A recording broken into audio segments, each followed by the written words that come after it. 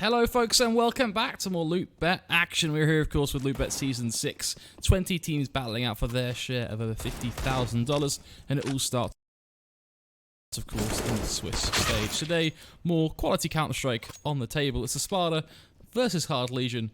I'm joined by the ever so wonderful Egghead himself on the Easter weekend. It's Tombiz.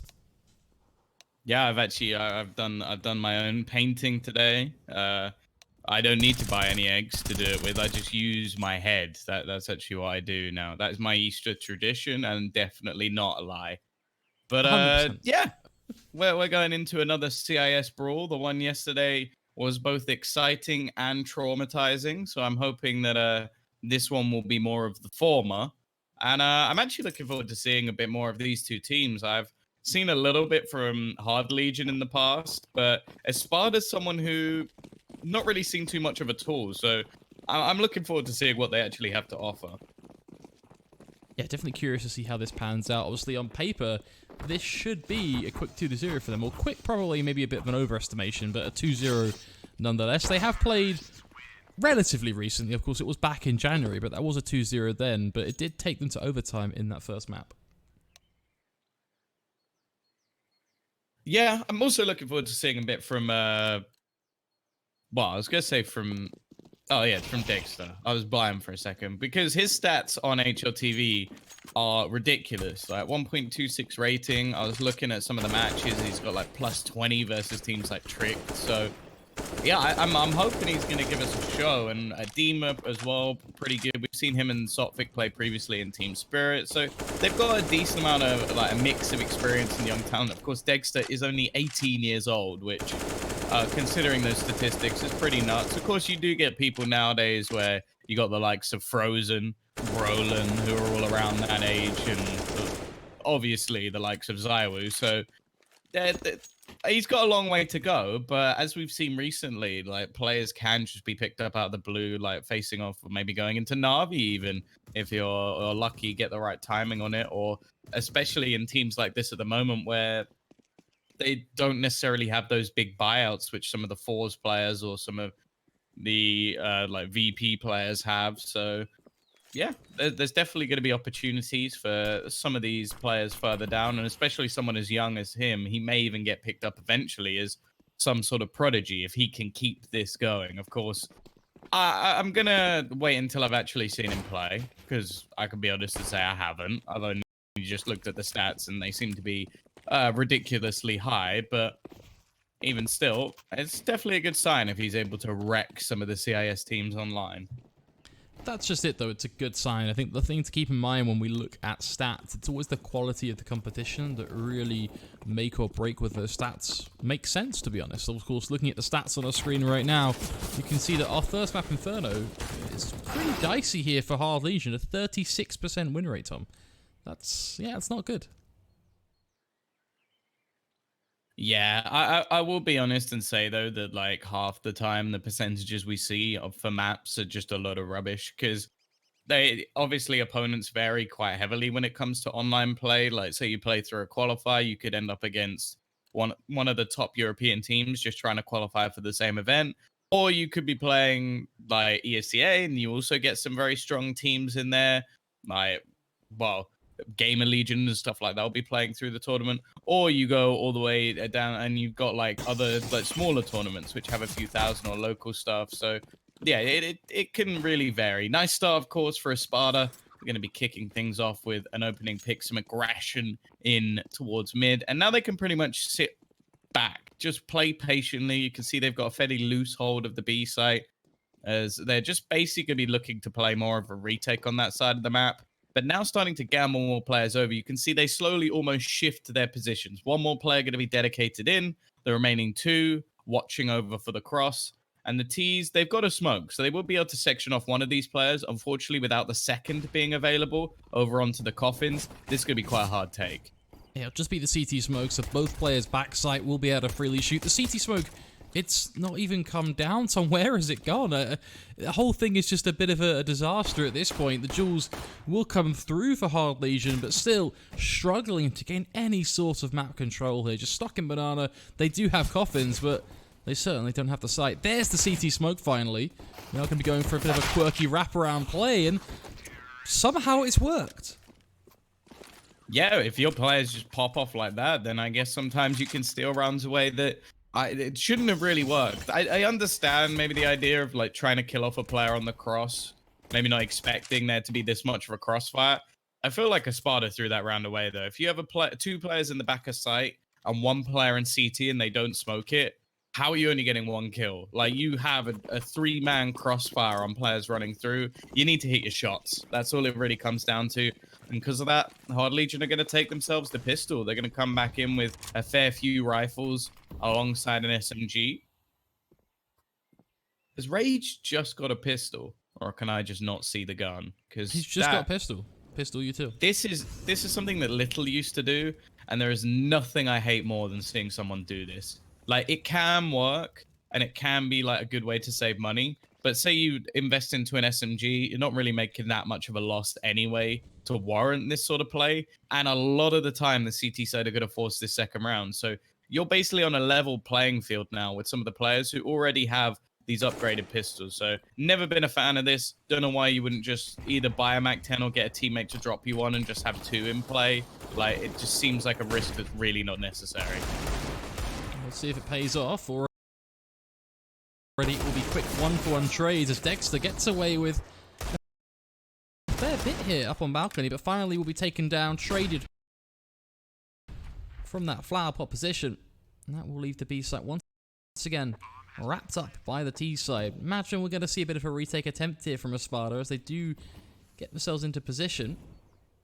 Starting to see them have second thoughts, though, especially the crowd making a whole lot of noise from behind. Yeah, the flank basically ended this. Crad, strong spot. Finnegan might be able to take him down, but I think he's making a fair amount of noise. It'll eventually be a kill, but this has worked quite well for Hard Legion. I'm interested to see if Espada can maybe drop one more of these guns. Like, Finnegan does have a D. I don't really know why they're trying to hunt him down. Like, the gun that was lost was an SMG. Finnegan hasn't been able to retrieve it, and you're risking an AK. I just don't understand. That was so close to a player going down. Forrester surviving with just 2 HP. Very, very lucky to get away with that. And I feel like that's what this round was in a nutshell. Like, they took some big risks, didn't need to, but they got away with it. So I suppose you could just say, well, whatever, let's move on.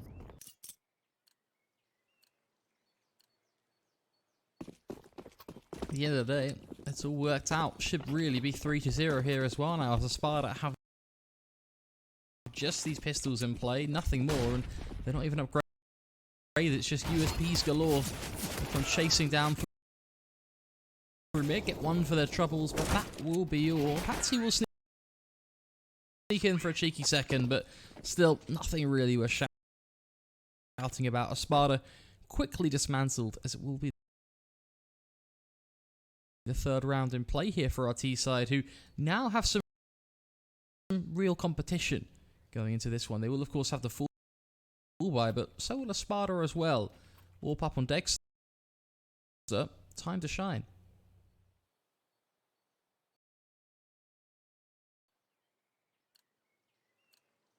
Yeah, this is where, well, basically I want to see what this young gun has got. Primary AWP for the side, and looking like they're going to send some. He's going to be making his way forward, but gets domed by Patsy, and well, will leave us in a 2 versus 5. Very strong start to this CT side for Espada in the rifle rounds. Of course, they haven't really had to do too much. It's just been individual duels handed to them, and sure, the aggression on Banana was more them taking the initiative, but over on this side of the map, they've just been able to find individual picks. T's not really using any utility either, so this round should be very easy for them. And they've actually doubled up in the pit, which I quite like. It's a bit unorthodox. It basically means if Patsy goes down, they're never going to expect the second person to be in exactly the same spot. And Patsy might not even go down. He's just going to do it all on his own. So great work from Espada. A perfect CT round. How does Dexter get away with a shot from Dexter? The fact that he's able to walk away from that as well is huge, though, because usually what you see there is the AWP gets the pick when it's very aggressive like that and you're touching the right wall. You get the frag, but then you're immediately traded by the T side, especially when you've got a player set up for that refrag, but he completely whiffs and allows him just to run on back to B side.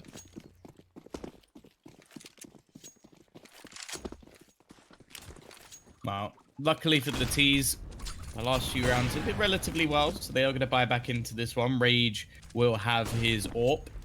So we have the two newer boys on the block. Of course, I believe, according to Wikipedia at least, he is still on trial with the team, and that is one hell of a shot. It's a risk to jump like that for Sotvic. I feel like someone with his experience should be making those sort of mistakes, and, well, even that trade was so impactful for Forster. He's managed to get himself a kill. Patsy is incredibly low. And it leaves this man, Dima, at the back of the site. One of the longest standing members within the CIS roster, already managing to get 2 kills. Not quite able to get the third, but he has set them up nicely to have a chance in this retake. Finnegan in position. We'll begin to start clearing out first and second oranges. His major problem is going to be not only the player backside, but also his opposition just on the other side of Coffins. Also not really on his side as Crad just takes the free peek against him. Patsy realizing no way in hell he's going to get this one done, just looks for the immediate save, but Rage shouldn't be letting this one happen. We'll just hold the CT cross, and from there it becomes a hard Legion round, which actually means this has worked out rather nicely for them, Tom, to be honest. They found, obviously, themselves losing one to Espada, but immediately winning the buyback is going to do wonders for their economy on their T side, and really not so much for the CT side. Yeah, it's going to leave them in a bit of trouble. I think the CT's keeping it completely clean means that they will actually be able to get a buy. So they have their lifeline, but this is where they actually need to step up. They can't continue to make these sort of mistakes. It's seeming like they really want to get aggressive into mid in the early portions of the round. I would say I'd like to see them be a bit more passive, just because I feel like one of the things that's normally missing from a lot of the, I would say, lower tier CIS rosters is having the executions in their back pocket. Like they normally have fantastic entry fraggers, individual skill is off the charts, but when it comes to like the pure executions, there's a reason why there's only 1 or 2 good in-game leaders within the whole of the CIS, at least from what we've seen. Like Boomage was such a hot property. Obviously Blade in the past as well. Like there's really not been too many people that you can go, okay, this person has been a great in-game leader. Like look at Gambit for years. There was absolutely no one within that roster. I suppose Angel also fits in, and obviously Zeus, but a lot of these players are getting towards the end of their tenure and even retired already. So I think like forcing teams into these more execution heavy style late mid round calls can work for them. And now we are just going to see a brute force push. Exactly what I mean. Like it's just aggression coming out from this T side. Luckily, it was just a one-man defense and Dima wasn't able to delay at all. The CT side, no choice but to save. This is the smart call as well, though, because they know that their CT side right now is kind of hanging on a bit of a knife's edge. They drop this round and they lose every player. Not only will we see 5-1, but we're likely to see 6-1 as well, and things really start to develop towards an uncontrollable point here, to be honest, for Espada. So saving here means that they go into round 7 with much more to play for. They can keep this game a little bit more balanced. They do not want to let a team like Hard Legion start to run away on T-side Inferno. Especially with the aggressive style, Tom, that you've been talking about, because that implies confidence. And confidence, well, it brings on momentum. We saw that yesterday. This could very quickly fall out of favour for Espada if they don't get on this one soon. Yeah, to be honest, I think it's already starting to get out of control. Like the way the Hard Legion are able to win their rounds, it's not really anything strategic at all. It's just like sort of baiting out a lot of utility, waiting until later in the round, and then just blasting straight into a site. Either that, or it's just individuals taking peaks on different points of the map and just basically winning their duels, which I almost feel like sometimes when I watch like CIS Counter-Strike, you do see basically the AK making a big difference, just because that instant headshot capability is enough to actually take things over the line. So we'll have to wait and see if there is going to be a counter here. Utility usage is normally the way to go. They do still have a buy in this round. Obviously, the loss bonus built up quite far at this point. But again, peeks down Banana. Kinky going to get himself the opening pick. But Demon's there to trade. But it means he's left there all on his own again. And you could see the T-side start to back their way out of the apartments. I wouldn't be surprised if they try and put pressure on this man once again. Because either way, they'll either find a couple of players their maximum, or it would just be the solo man once again. But they've actually baited a rotation and decided to head their way in towards short. 2 players here. Patsy's had a pretty good game so far, but they're going to have to clear him from the pit. And the Molotov, not going to do anything. Yeah, starting to make him a little bit nervous here as Finnegan puts in the work on site. That's 1, make it to 2. Dexter, a cheeky 3rd, as well as Dima finds Rage. Espada making that one look easy as pie. Perhaps the weakness here is just that B site. Yeah, it's possible. The thing is, I'm not so sure. Like, I think that this round was more just, again, like being forced into that execution base, like having to clear some of these positions. And I think just having that smoke already down, ready for the push to come in, was actually very smart from Patsy. Of course, there's plenty of ways to counter that. I think we saw Tyloo not too long ago, and plenty of other teams have done this, actually just triple nade into pit. And if things like that are going to be happening, where they're just running into Banana without much utility. If you notice, the flash, I think, was actually a bit late and catches Dexter before he goes to peak. That's now a couple of times that we've seen Espada lose a player on Banana, and there was never really any chance for a trade. Like, that was just either Dexter gets the kill or he's dead. Like, there's no way that we can keep this even. So, very high-risk plays being thrown in by Espada, and I'm not a fan. Like, I'm sure they have faith in the youngster. Clearly, statistically, he's been doing very well recently, but that's just not worth it. Well, look, you got to look at the casino model. What happens pretty much 99% of the time that you walk in and put it all on black? You probably lose. That seems to be the case here. Every single time they get aggressive B, it doesn't really work out for them. But what seems to work is their A-hold. It has to be said, another piece of success for them there. 3 quick frags very early on, just due to Patsy and co doing the work. Oh, the remaining 2 players of Rage and Sviat are going to make their way back to the B site. Both tagged, so I would think that Demas should have this one. As said, experienced player. I think that's why he's holding the B site anchor, because I don't feel like the B site is one of those positions where you can just out-frag your opponent. A lot of the time, it comes down to the more intelligent players that manage to just hold on. I think being an anchor on any site is pretty much down to just, are you the smart player? I think watching someone like Nexa, if you are like maybe like just looking to try and improve your game style, or a lot of the time you find yourself on maybe B site train or something like that, Nexa is the player to watch. Like, not only is he so good at positioning himself well, but just the way he's able to move to keep himself alive for a long time is very impressive. And in this case, I like the fact that it is Dima that a lot of the time is left alone, because sure, I'm sure the youngsters maybe individually might be able to beat him out, but when it comes to, as said, just staying alive, making sure that he uses his utility well, I would bank on him the majority of the time.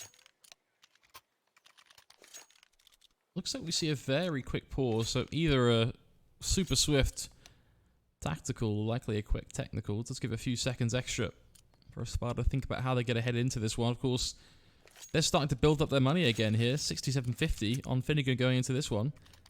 Espada really starting to get that confidence back, especially with Hard Legion, having nothing worth playing for here. It is just going to be pistols.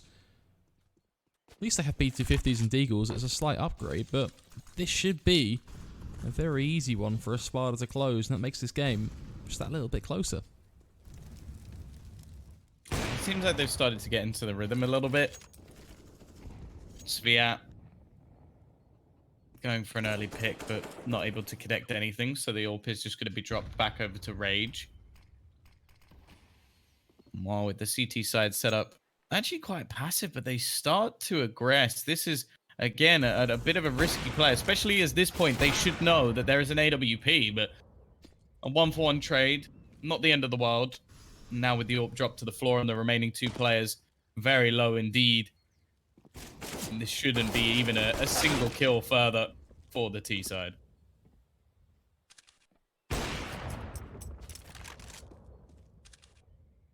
I wonder if Forrester can find anything here. Of course, just looking to keep the AWP alive. That would be ideal. He's going to have a man hot on his tails, though. Dima dangerously close to finding him, but it's going to be almost a matter of timing. Oh, catches him at the right moment. Easy headshot for him, and unfortunately denying the Sard Legion side from bringing an AWP into round 10. They should be able to buy here. I think it's Fiat, not in the greatest of spots, but you have got 4 other players. We should be seeing something, but utility definitely going to be not great. I mean, they have a couple of players to really help them out, but also going to see Crad and Kinky really missing out on anything. They've got obviously that one smoke and one flash, but apart from that, not sitting too pretty. Well, looking like it's going to be another challenge for Banana from both sides. The AWPer does have the flashes available. He hasn't checked over onto the logs, and it just... A lot of the time, I feel like there's just mistakes being made at the moment by Espada, which end up with Dexter actually dying. Like, it's the same push each time. I like this boost, a little bit less risky, and also gives an opportunity to find the shot. But, yeah, I don't really know why you wouldn't, at that point, when he already has the angle held, have the cover, have the support, and incendiary in towards the logs, again, is quite common because it's one of those positions that you can just sit in and catch out the AWP. So again, it's going to be a 1-for-1 trade, which normally benefits the T side, and they are going to get banana control once again. That isn't something that Espada have really been able to take away from them. And once more, we see a same scenario. It is going to be mainly down to Dima. The rotation has come in time from Sotvic, and he may actually be able to get the angle with the AWP. Did they actually smoke him off? I think they did. So Dima just going to be looking to survive, and he's going to go down. So this time, not able to delay enough. A shot through the smoke, but ultimately doesn't matter. The shame, he managed to leg Crad through the smoke there. I'm not sure if it was a leg or just through that back column. Would have been nice if it connected, but not going to be. You look back earlier on into that round, though, we talk about kind of that logs Molotov. Kinky has to be kicking himself about how he's died there, because he's holding a smoke in his hand, decides, you know what, screw it, I'm not going to smoke, I'll just jump over the flames, and then dies.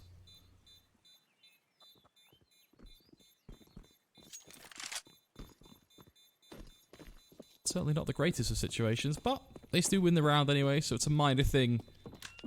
What is an overall success for our T side? Keeping the lead, keeping things in a relatively good spot for them, as they will get their 6th, of course. Yeah, I definitely think there's a few things that need to change on the B side for Espada. Like, it comes down to Dima a little bit too much in some of these situations. I'm quite surprised we didn't see Sotvic actually go for a peek there with the AWP. Considering he had the angle and saw the smokes falling in, I thought he might go for a cheeky one. Or maybe he did. We didn't actually watch it from his perspective. The T's already 6 rounds on the board. We'll see if Espada are going to be able to pull off such a T side. The thing is, with Dexter currently not playing particularly well, I do wonder if he still AWPs on the T side, because Inferno is one of those maps where it's definitely not a necessity to pull in the AWP. You see the T side fairly happy not to have one, and that duel, you have to feel like Finnegan needed to win that one. Things not starting off too well, but the trades that have come back in the meantime over onto apartments. And actually, they're now pincering in on the remaining T players who currently sit in the library. Only one man left, a little bit further away. Sviat has himself the bomb. Still actually going towards the A site, which I find quite surprising considering they know that there's at least 2 or 3 players around this angle. Maybe expecting them to rotate, but nobody making a move. Dexter this time not being shut down early on, actually able to put up some numbers. So I think that banana peak needs to be something removed from their play, at least for now. Oh, almost certainly. I mean, his A play there is supreme. He plays it to a T, and he does everything that his teammates couldn't do. We saw the failed peek from Finnegan. Dexter immediately secures that frag for him. So, want to see more of that, and less of the banana shenanigans, as that's not working out for him. And it seems like he's kind of made a permanent switch here, actually, heading over towards A now. I imagine we'll be playing towards that mid area, or even perhaps getting a tad aggressive towards apps. That's what we actually see. He's peeking down apps all the way. I like to see though, so it's different. It's not them just getting caught off guard B again. They're using Dima and Co now to get aggressive. Sophic joining him on towards the site. Much better play, but either way, we see the mid play come through. Finnegan gonna line up for a cheeky double. This is where Dexter repeats, finds one. Could be good for a second, but unfortunately doesn't quite connect. But Patsy trades it down, leaving Forrester to do it all. Yeah, he is the man to watch at the moment, though, it seems, on this Hard Legion side. If anybody was going to be able to pull this back, I would reckon it would be him. He's going to get a 1v1 duel on the site if he's quick enough. I'm surprised his teammates not actually making too much of a move, and Sophic being burnt down to 44 HP. However, I like that. That's an attempt to bait him in using the pistol. It actually works, but unfortunately, he was too low on HP to actually win the duel. But I like the attempt. This from Finnegan was really nice, though. It's very difficult, and excuse the pun, to keep your cool while sat in the flames. Like, a lot of players, including myself, would panic, try and jump out, but Finnegan knows in that situation, much better to just go for the kills. Even if it's a 1-for-1 trade, it's better than trying to jump out of that corner, because chances are you would go 0-on-1.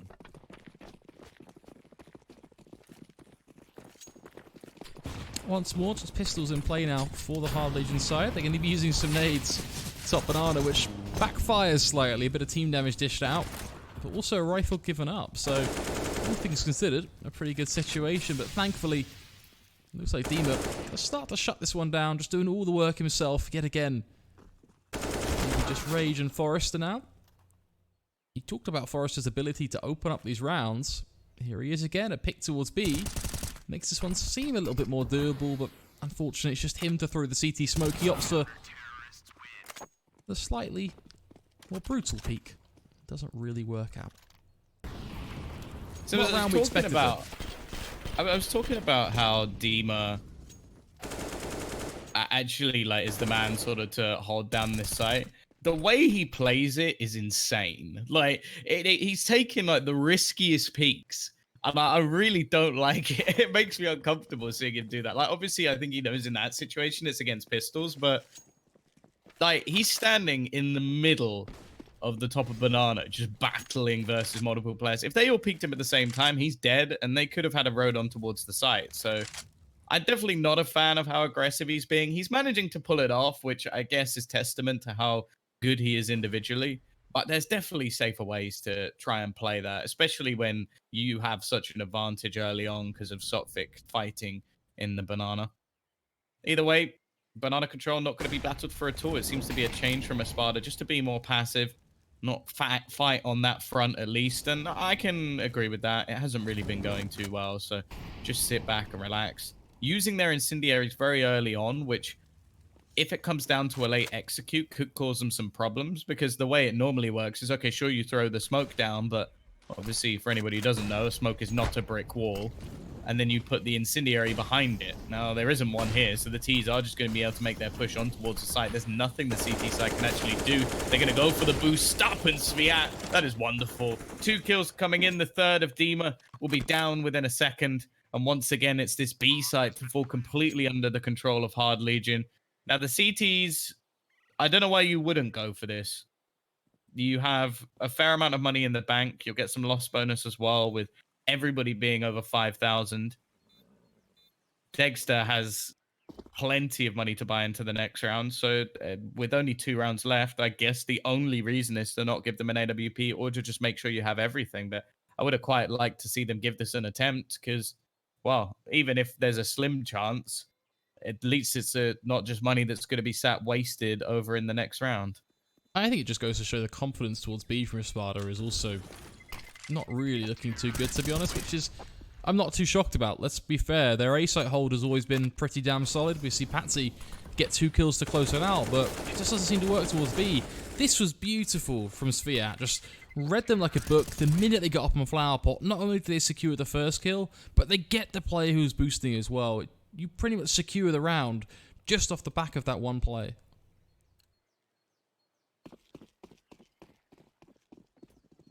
Wow. An equalized scoreline. Definitely a better T-half, really, for Hard Legion. It's been a good comeback, at least, from Espada, from what was a pretty poor early start. But, you'd still hope for more on your CT side, and the bare minimum is going to be that they at least hold on to this. Nice work from Crad. Actually just spamming through the wall forces Dexter back into a more awkward position. Of course, this pixel angle, it's a possibility. They're looking to put the pressure on him once again. Of course, we know that the B site has been more of a safe haven for this T side, and while giving up banana control, not challenging for it, has meant that Sotvik's been able to get all the way in towards the spawn. So we'll see if this actually comes back to bite them, though, because he's wrapping all the way round. They haven't spotted him by the looks of it. It seems like they're watching for him, though. If you look at the bomb carrier Rage, he's holding behind second mid here, so they clearly know someone's there. They just don't know where.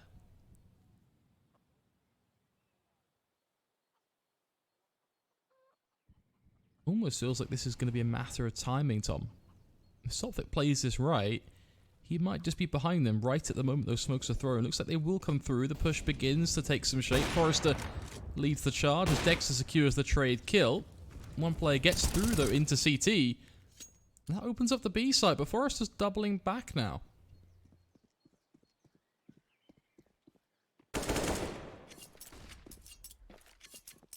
No. Forrester needing the ace if he is going to be able to pull off this clutch. He's got no time. That's the real issue, but he hits the headshot. He's going to be able to get onto the site, and the last man, Sotfik, is very far away. 4 kills to his name already. Sotfik wrapping round, running all the way. Oh, it seems like Forrester actually has this right to Sotfik, watching the right angle, and unfortunately for Forrester, it's not quite going to be enough. He's been very good in these clutch situations, but unfortunately never quite being able to take it over the line. Espada are just about going to win out the half, but definitely not a comfortable looking CT side. I mean, Forrester nearly won a 1v1 versus 5 there. That really, I think, sums up the half and a whole. Very shaky stuff. That B site, a huge weakness for the CT side. You can see they're also only able to really string 3 rounds together. That said, yeah, it's the T's like getting the early rounds definitely helped them. Like from then on, it wasn't particularly well played. Like they definitely struggled, and I think it was the B side that they needed to focus on more. At the same time, I was a little bit disappointed how it really had to be some good individual skill for Espada to actually win a lot of the rounds. Like I don't feel like there were any like big shutdown rounds other than their first win that came in round number 4. That was clean as you like, but a lot of the time I don't feel like they particularly use their utility too well on Banana, and their attempted peaks with the AWP were normally just one flashbang and then somebody trying to take like an aggressive hold. So I haven't been overly impressed with either side just yet, but hopefully Hard Legion are going to be able to show them how it's done going on to the CT side. They've gone straight with the Kevlar, so if the bomb does go down, they're going to be in a bit of trouble. And they don't have any utility as well, which is quite common on this map. Like normally you might see an HE, maybe a smoke to try and delay the time. You can see actually quite a lot of utility purchased up for Espada, Sotfik, and Finnegan going to be investing into the grenades. And with how many they have, I'm wondering if this is going to be a full execution on towards the B side, just with the Molotov to try and clear out some of the back positions on the site. You've obviously got the 2 smokes, one to go into coffins, one to be thrown over to the other side, but it looks like they're actually heading in through the apartments. It might just be an attempted fake because the bomb's going in the other direction, so it might just be trying to bait them in. Unfortunately, it seems like the bomb's already been spotted, so this fake idea is not going to work. Demon now, an opportunity to win a duel towards B here that could really make or break this round as that opens up the B site.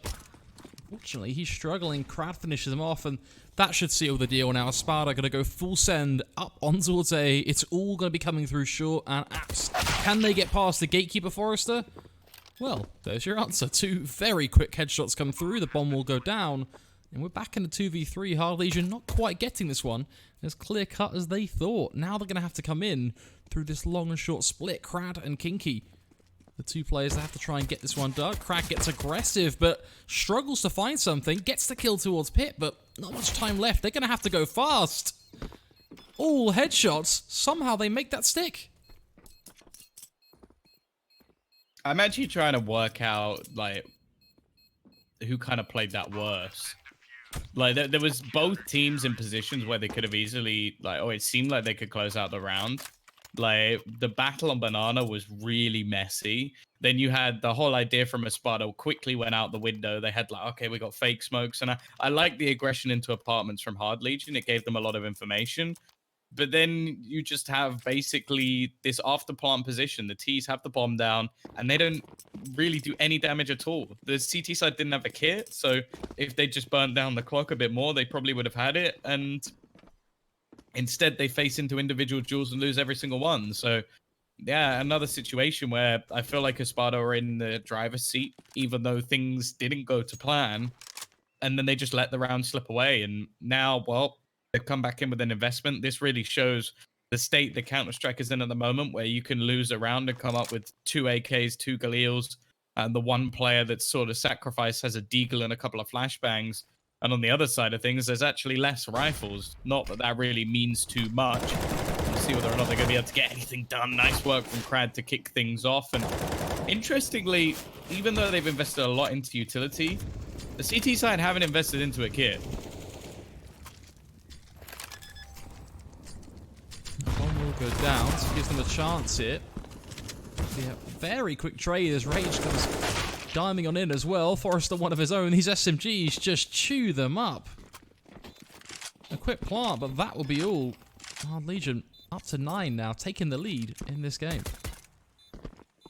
Well, yeah, all they've really done in that round is given Hard Legion a free upgrade, so that is not the start to this map that they were looking for, or start to this half at least, as we now see 4 rifles instead of the 3 SMGs, and then Rage can just purchase up whatever he likes. The T's left in a bit of an awkward situation. I imagine this is just going to be a few pistols. I wouldn't mind seeing some sort of apps burst. It's definitely the best place to try and get up close to some of the players.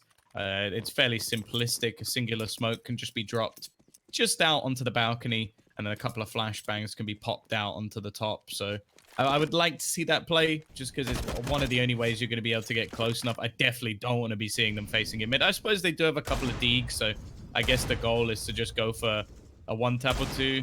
But ultimately, the CTs in this scenario shouldn't be playing too aggressive. They don't have any SMGs anymore.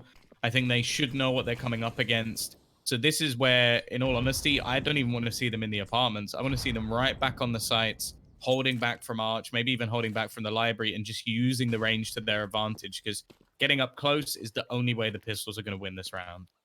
This is just a classic mousetrap scenario. Espada, they have the cheese, the bomb site is what they're looking for, and they've just got to walk into Hard Legion, who are ready to snap back at them. This should be easy pickings for the CT side. There should be no question about this round at all.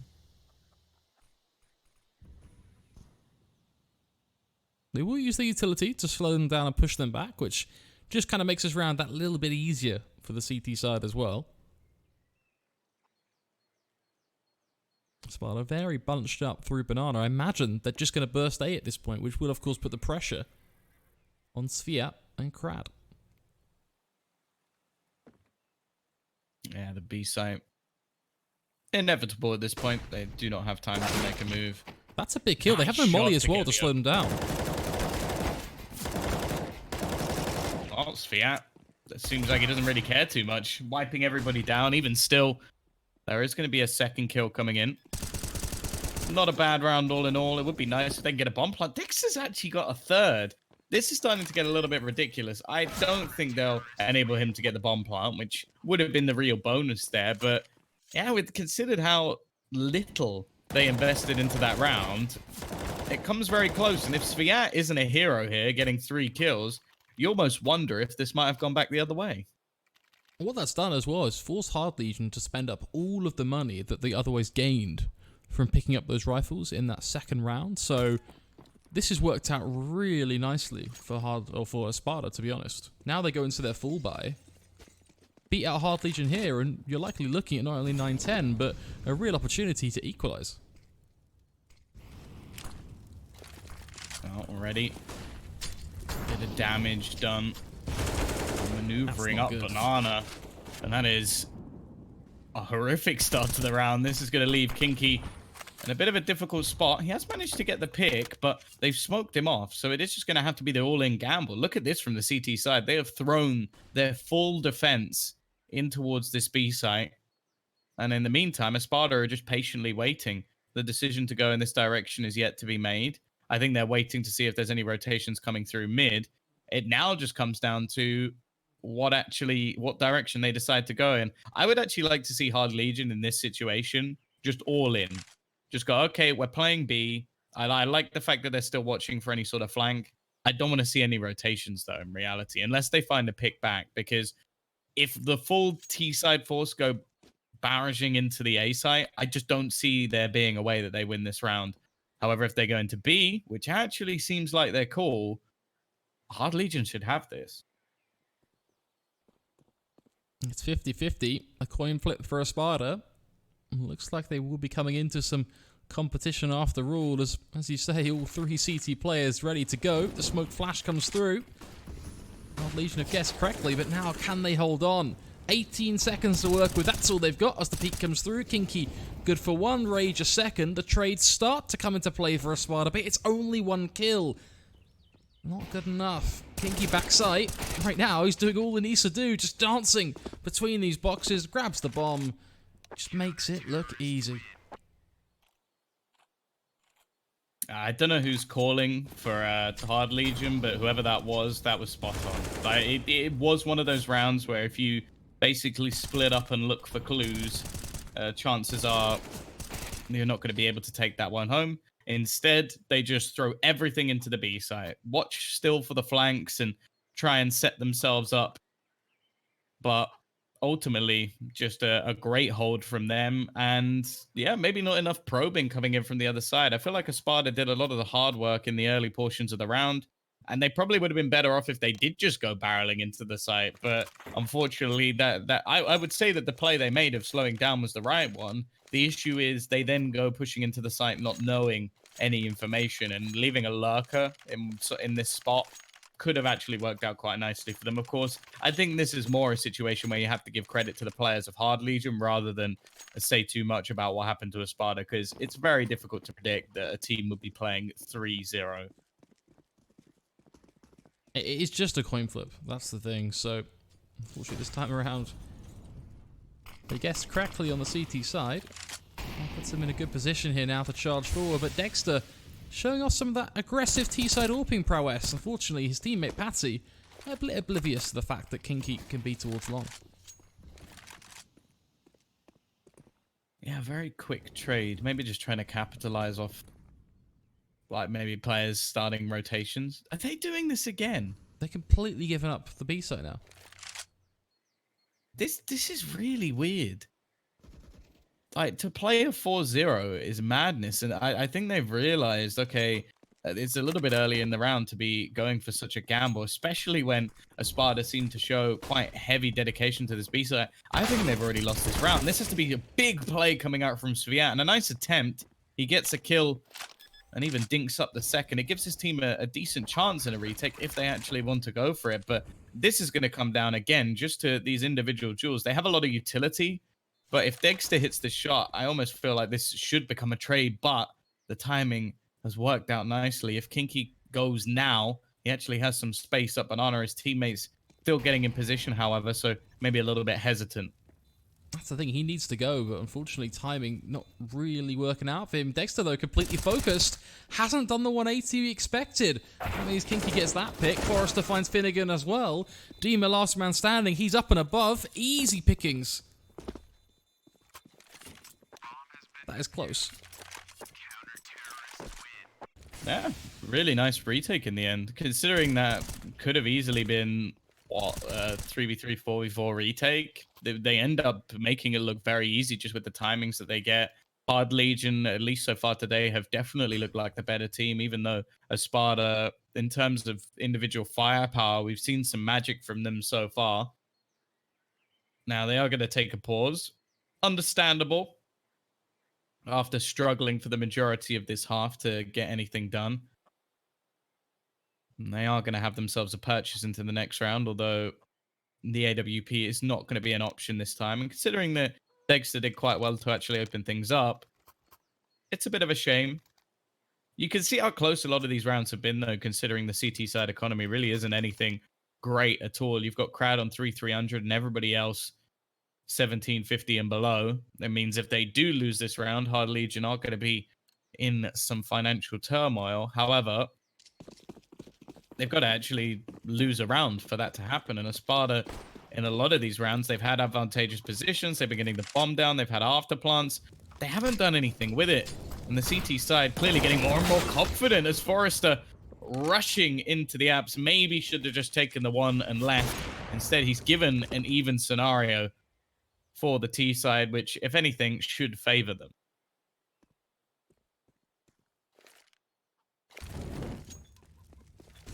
Espada going to take this one very carefully into second mid. Just taking apps control as well, which I like. Much more slow, sort of calculated play from them now on their T side. Fortunately, no one they can really find. No picks they can really secure early on here. Sviat does get aggressive in mid and does a lot of damage, but not quite a frag. They do get the frag towards pit, though, as they get very aggressive out towards this A site. And they've actually got the site completely for free because Sviat and co were fully focused on what they could do towards mid and long.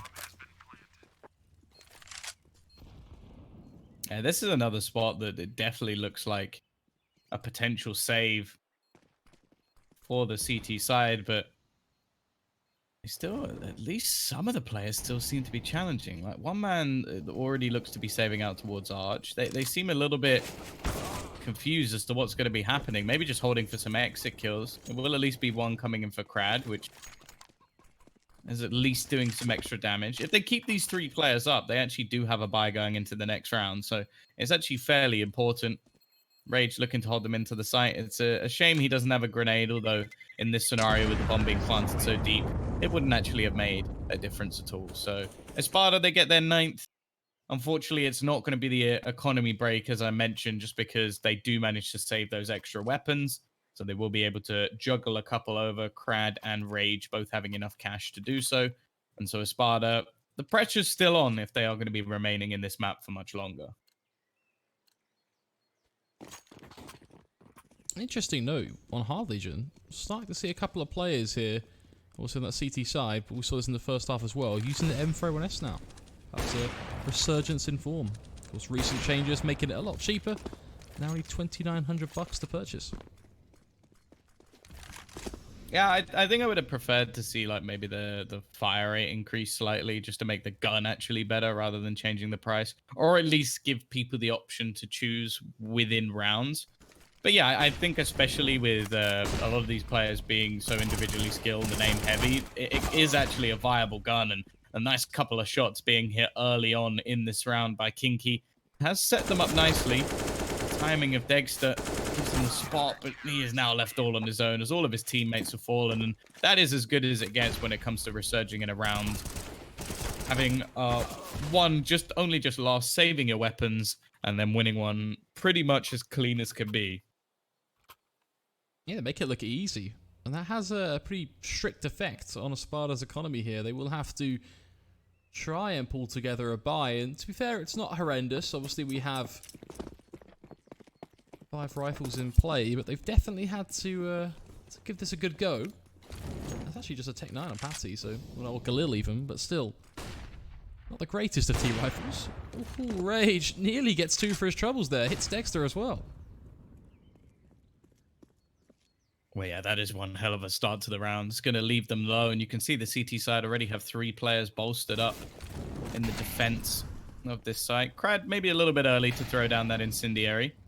And actually, the one bounced over the top. Yeah, it didn't work. It was an attempt to try and retake Banana by the looks of it, but the incendiary didn't land. I think it needed to be thrown a little bit harder to bounce it properly off the top. The T's are now going to make this a move back after spotting multiple players, lots of grenades being thrown towards them. They can gamble that there's not going to be such a defense on the other side of the map. However, they do have to try and get past the AWP of Rage, who is just going to be sat on the other side of the smoke. 50 seconds left on the clock. So plenty of time, but edging out through the smoke is going to make things all too easy for Rage. And now it's left all onto Finnegan and Dexter to try and turn this around. A 2v2 on the site. It's also not the man I'd want to be walking into. Forrester's been playing very well indeed. Only getting 1, but with Dexter only on 16 HP, this would have to be more of a miracle than anything else. And I think they've heard him trying to jump up. 14-9, money now starting to become a real issue for Espada as well. And, well, that was just like the stars aligning. That was beautiful. Dexter's not jumping there. That's a double kill. That's the funny part about that.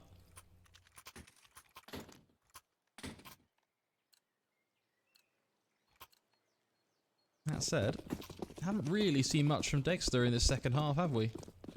I think he did show up when he had the AWP, when he was going for that kind of T-side aggressive AWP style. It was 1 or 2 good kills from him, but generally speaking, Espada haven't had the money to kind of be able to put that gun in his hands.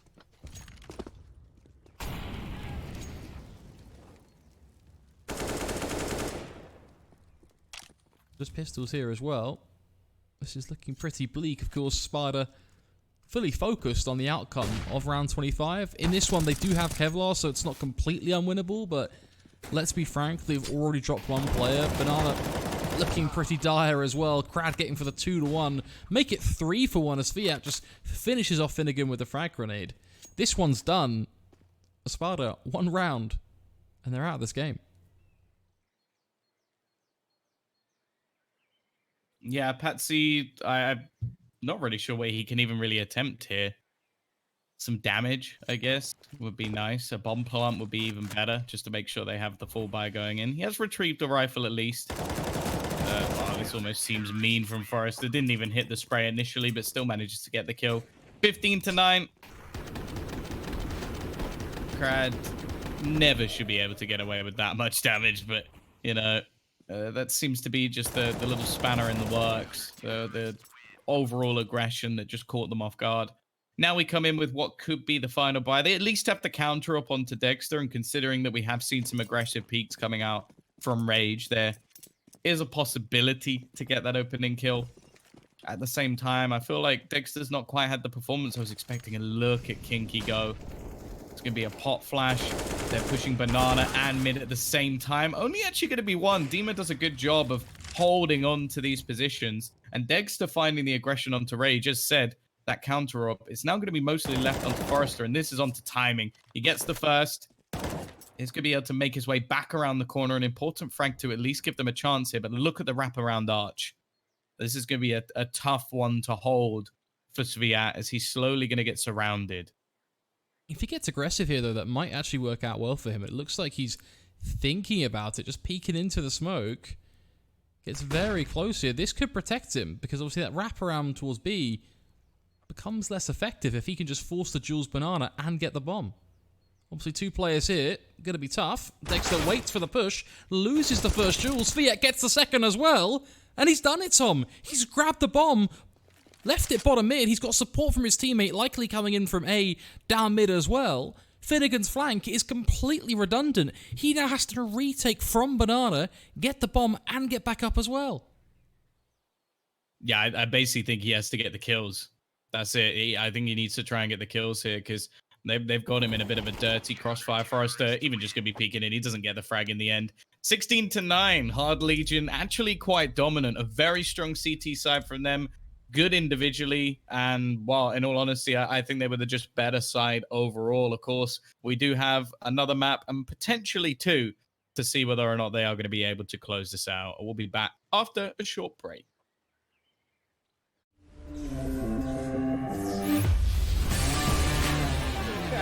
Going through the smoke, Walkshake's gonna go down. Walkshake's with the AW position. Earthshaker's moving in as well. Echo Slam connects onto 2.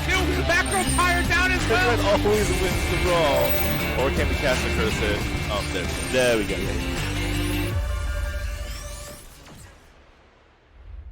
LootBet.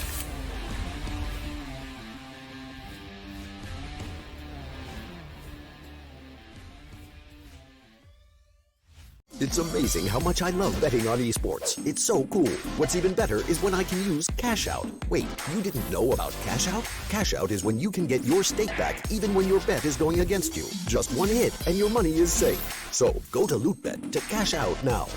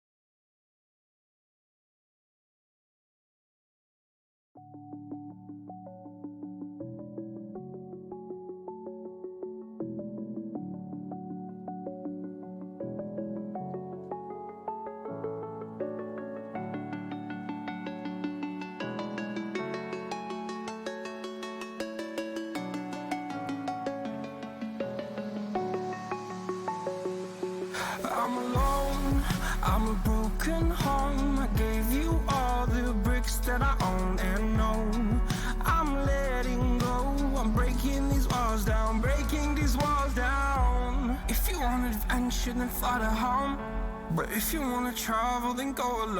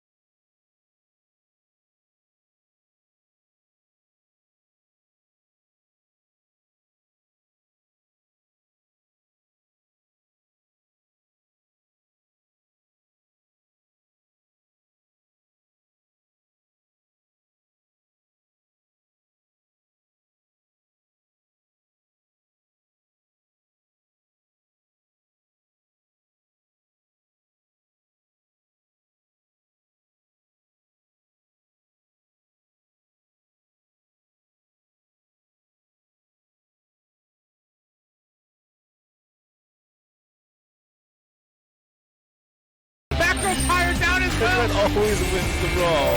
Or can we cast a curse it? There we go.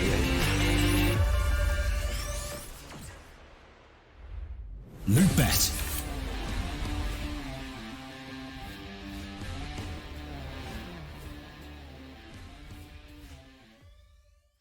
It's amazing how much I love betting on esports. It's so cool. What's even better is when I can use Cash Out. Wait, you didn't know about Cash Out? Cash Out is when you can get your stake back even when your bet is going against you. Just one hit and your money is safe. So go to LootBet to cash out now.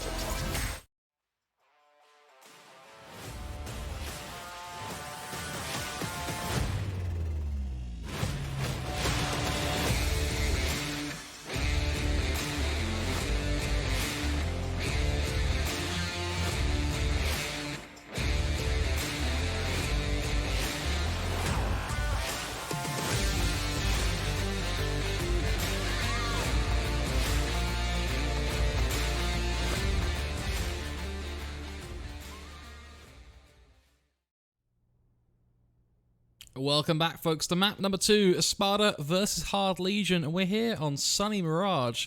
It's certainly set to be an interesting one, as Hard Legion, for the first time in this head-to-head matchup, they take a map victory against Espada, now looking for a 2-0, of course, Tom. Mirage, a map where they historically haven't done super well, Hard Legion, but it's also one of those maps in Counter-Strike where teams who are playing a little bit looser, a little bit more aggressive, can do well anyway, despite maybe losing a couple of maps previously to strong teams. Yeah, if I'm being honest, I feel like that's probably why it's one that suits the Espada roster, because from what I saw in Inferno, they definitely didn't seem to have too much in terms of like even team synergy. It was more just individuals trying to make things happen, like a very aggressive peaks, pushes, and just trying to take the firefights as much as possible. So I would say that this map definitely seems to suit them better. There's lots of opportunities to get aggressive. You can try and take middle control. You've got the underpass. You've got peeks into Palace and apps, and even a face onto ramp. Like, there's not really a position on this map where you would say isn't open for aggression, even on the CT side. And I think that should definitely play into their hands. Also, a lot of the time on the T side, you're looking for those opening picks. And that was something that Espada was actually able to do very, very well. It was just the late round decision making that seemed to be a little bit off. So I think this should definitely play further into their hands. At the same time, I think if Forrester can continue to reign supreme as he did, and if Rage can still do well in that AWP battle facing off against Dexter, they do still have the opportunity here. But either way, Ryan, we are going to be getting right into our pistol round. It is going to be the CT side start for Hard Legion, where I will slightly lean the map in that favor, but it's a very even map at this point and can go either way.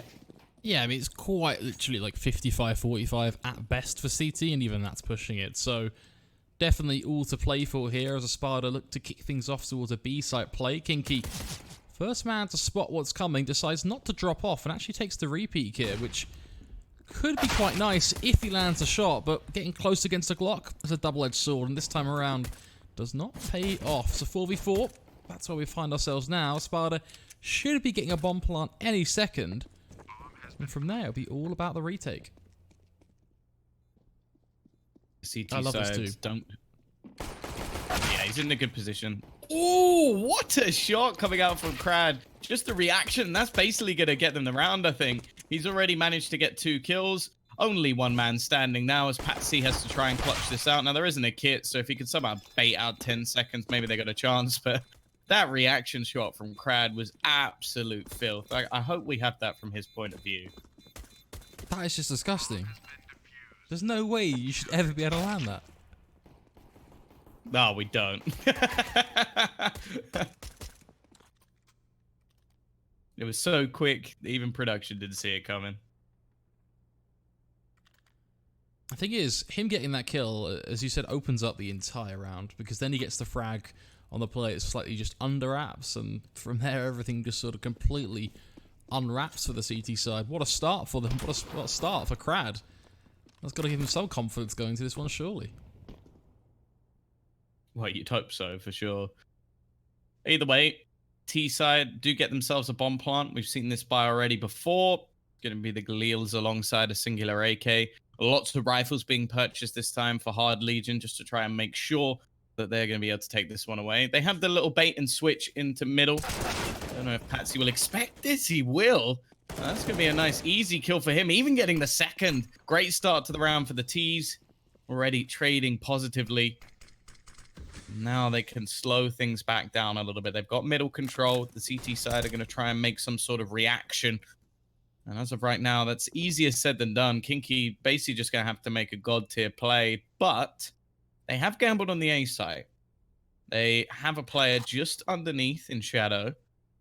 And one sitting in the sandwich as well. This might not be expected. And considering Sophic doesn't have any armor, he'll get absolutely shredded. So there is still a possibility for Hard Legion. I do like the gamble plays they make, the calls they make midway through the round. However, that kill coming in from Dima should make things impossible. These two remaining players really do have to go absolutely ham, and Crad just getting himself into the corner is going to be checked. It's left all onto Forrester. 1 versus 4. Has spotted the bomb. He's going to try and get more than one kill, but he can't do anything versus Dexter. Too quick on the refrag, and it's going to be Espada taking home that second round, and Hard Legion, they're going to have nothing left in the bank.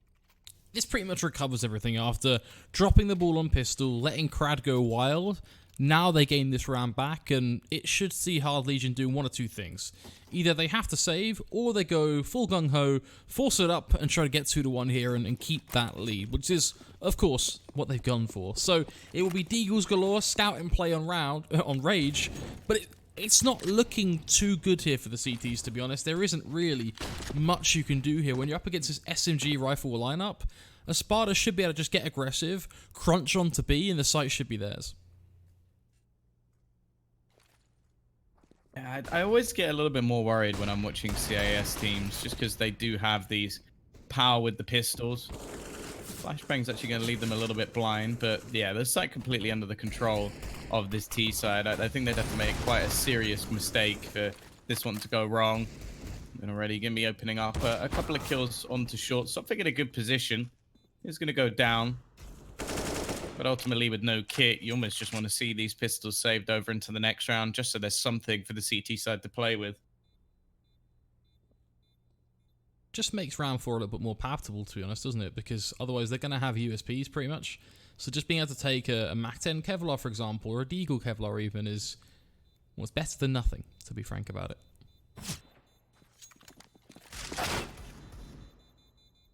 Actually doing a good bit of damage here as well. Kill. Yeah, it's something for sure. And unfortunately, they don't manage to get any of the weaponry except for a Mac 10, which is not going to be ideal. I suppose that's an opportunity at least for Kinky to maybe make an extra bit of cash. He can probably drop that Deagle. Oh, he's actually going to drop the... Is he really dropping the Mac 10? I feel like that's kind of toxic, just because he has Kevlar and his teammate doesn't. So obviously the Mac 10 is going to be much more viable in his hands, but clearly just going, nah, I don't really want it. So you could have a Mac 10 no armor for this round. Not a fan of that. I think definitely be a bit smarter to keep the Mac 10 on the player with armor, but nonetheless, we'll see if it works out for them. Perhaps Fiat's just gone, yoink, I want that Mac 10, thanks very much. I think it's more likely the other way around, where it's just like, I don't want the Mac 10, I'd rather have my Deag. Well, maybe we'll see some wild Deagle plays. All of the clips we've seen so far do seem to come from Mirage after all. I think it's the map probably where that Deagle jumping changer has the most impact, to be honest. Areas like B-Apps, for example. Yeah, I do imagine that most of these teams do have a bit of a gentleman's agreement. And also, like, you see some of the pro players, for example, Rops, basically tweeting how he doesn't think he'll have that much of a difference. Like, maybe you'll see one or two, like, crazy shots every once in a while. But chances are, like, when you're using the Deagle, you're not really jumping that much. Like, it's only if you were caught out, like, it moving somewhere where it would make a difference. Sure, if you were going to, like, look to abuse it, there's a possibility, but I think these teams won't be doing that versus each other. It'd be a bit of an awkward thing to do. Nonetheless, this round has gone very well. Kinky coming up with 2 kills. Sviat as well has found one off the back of that Mac 10. Crad in a strong position here, and he doesn't quite manage to close out his opponent. That could come back to haunt them, because this was an opportunity, but I like the position from Sviat. Look how much time is left on the clock. 15 seconds, getting this bomb down at the moment. is somewhat impossible. Patsy has so many angles to try and hold, and that's it. That's the round done. He has to try and get onto the bomb site very, very quickly. It does actually have time to plant, but they're just going to run in, and that will be it. Very nice round coming up for the CT side. They've just managed to steal one away based off absolutely nothing invested. Nicely played from his feet as well, not only from his position, but also just the fact that he didn't overcommit. He could have just wide swung that, took the jewel and died. But he basically just became the world's largest thorn in the side of Espada, just by kind of shoulder peeking, just showing that he's there, but not doing anything. And that's the smartest way he could have played that, because he bought all the time, all the attention for his teammate in CT to get that kill on the player that was trying to go for the plant, making it that 2-on-1. The T's are going to invest into this one. Forrester, like, he's so good individually that some of the peaks he's taken are so incredibly risky, but he seems to get away with them. The jump up into the apartments, facing into a man ready and waiting for him, still manages to get the kill. And now with a two-man advantage, the T side are somewhat stuck in the apartment. Now, there haven't actually been any rotations yet, and that could actually play into the hands of the CT side, because with the rotation now looking to go back, they haven't actually moved any of their defense off the A side.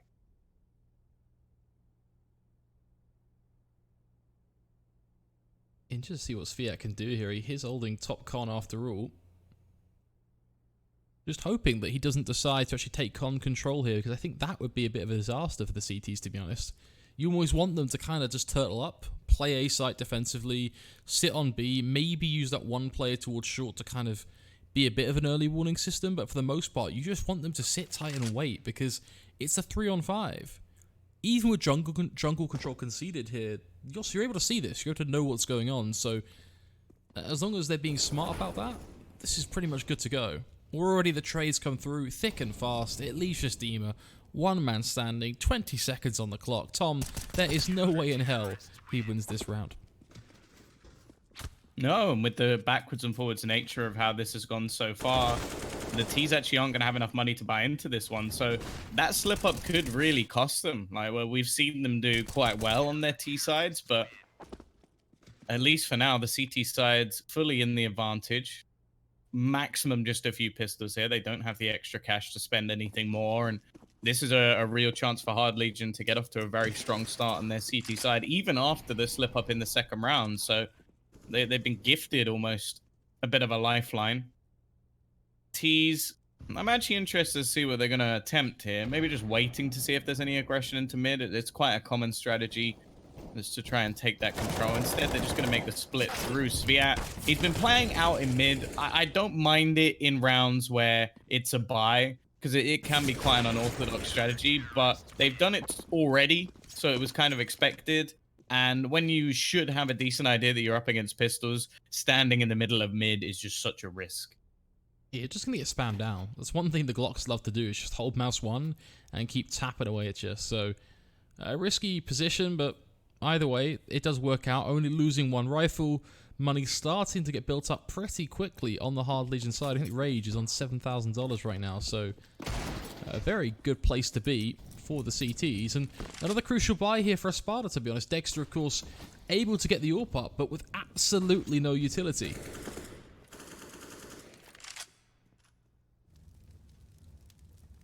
Well, it does mean that he is basically just going to be the cannon for this round. Dima looking to try and sneak his way through. Now, look at the defense at the moment for Hard Legion. It's heavy on the A site, a little bit of presence into mid, and this man is left all on his own. Kinky, he manages to keep himself alive with the smoke.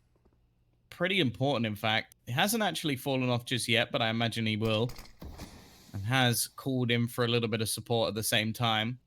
In the meantime, Dexter and a couple of other players are looking to try and dominate mid control once again. Hard Legion have not really challenged for this too much. Like, we've seen a couple of rounds where there's been a player in mid just watching for under, but it hasn't really been working. So just like on Inferno, we're going to see them fall into a little bit more of a passive play. Forrester, this is what I mean. Like, he's very aggressive in his plays. He gets the first. I think that's where he needs to give up on it and try and just stay alive. Instead, he falls. Oof. The aggression in. It looked like that should have been a kill for Dima, but instead, it's actually the CT side holding on, holding their ground, and they're going to win that one with 3 players surviving. That looked like a good opportunity for Espada, but Hard Legion giving them a run for their money.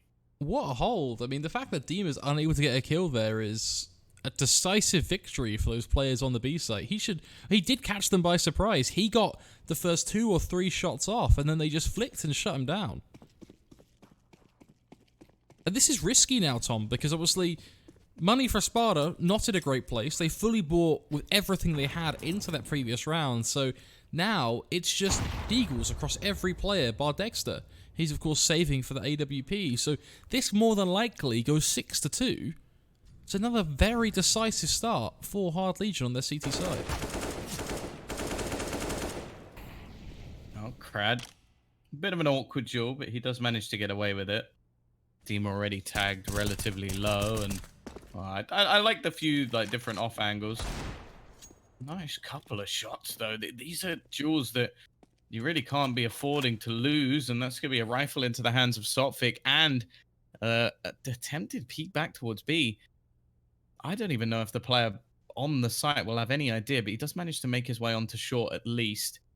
The real issue is the fact that the bomb's actually still at the top of mid. So if that's been spotted, then that could be a bit more of a problem. Even still, is there going to be any more kills coming in? Timing actually doesn't work out too well for Kinky. So there's potential there, but luckily his teammate has him covered. And now Finnegan, left alone, 1 versus 3, does have the bomb in his control. The A site not quite open, as there is a man in the middle, but it is the man with the AWP and Rage. A little bit lucky with the timing, but Hard Legion, they rectify the early problems of that round.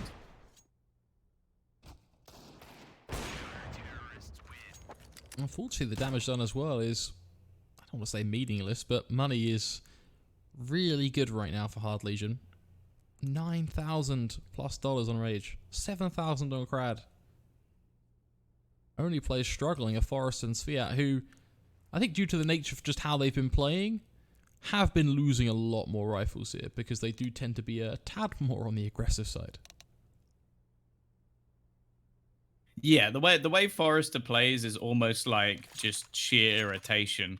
Like, he will get in the faces of his opposition, and I guess in a sense it could be said that he is almost just playing on the minds of his opponent for the majority of the time. Like, he will do things that you kind of have to counter, but it's very difficult to, considering it's not anything overly consistent. The time of it is almost random. Like, he's somewhat the loose chain when it comes to this Hard Legion side. Either way,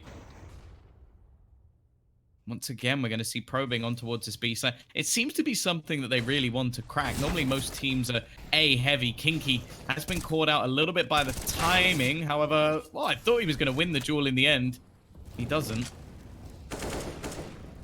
Now with 1T deep within the B site, it is looking like this is going to be more of a retake this time.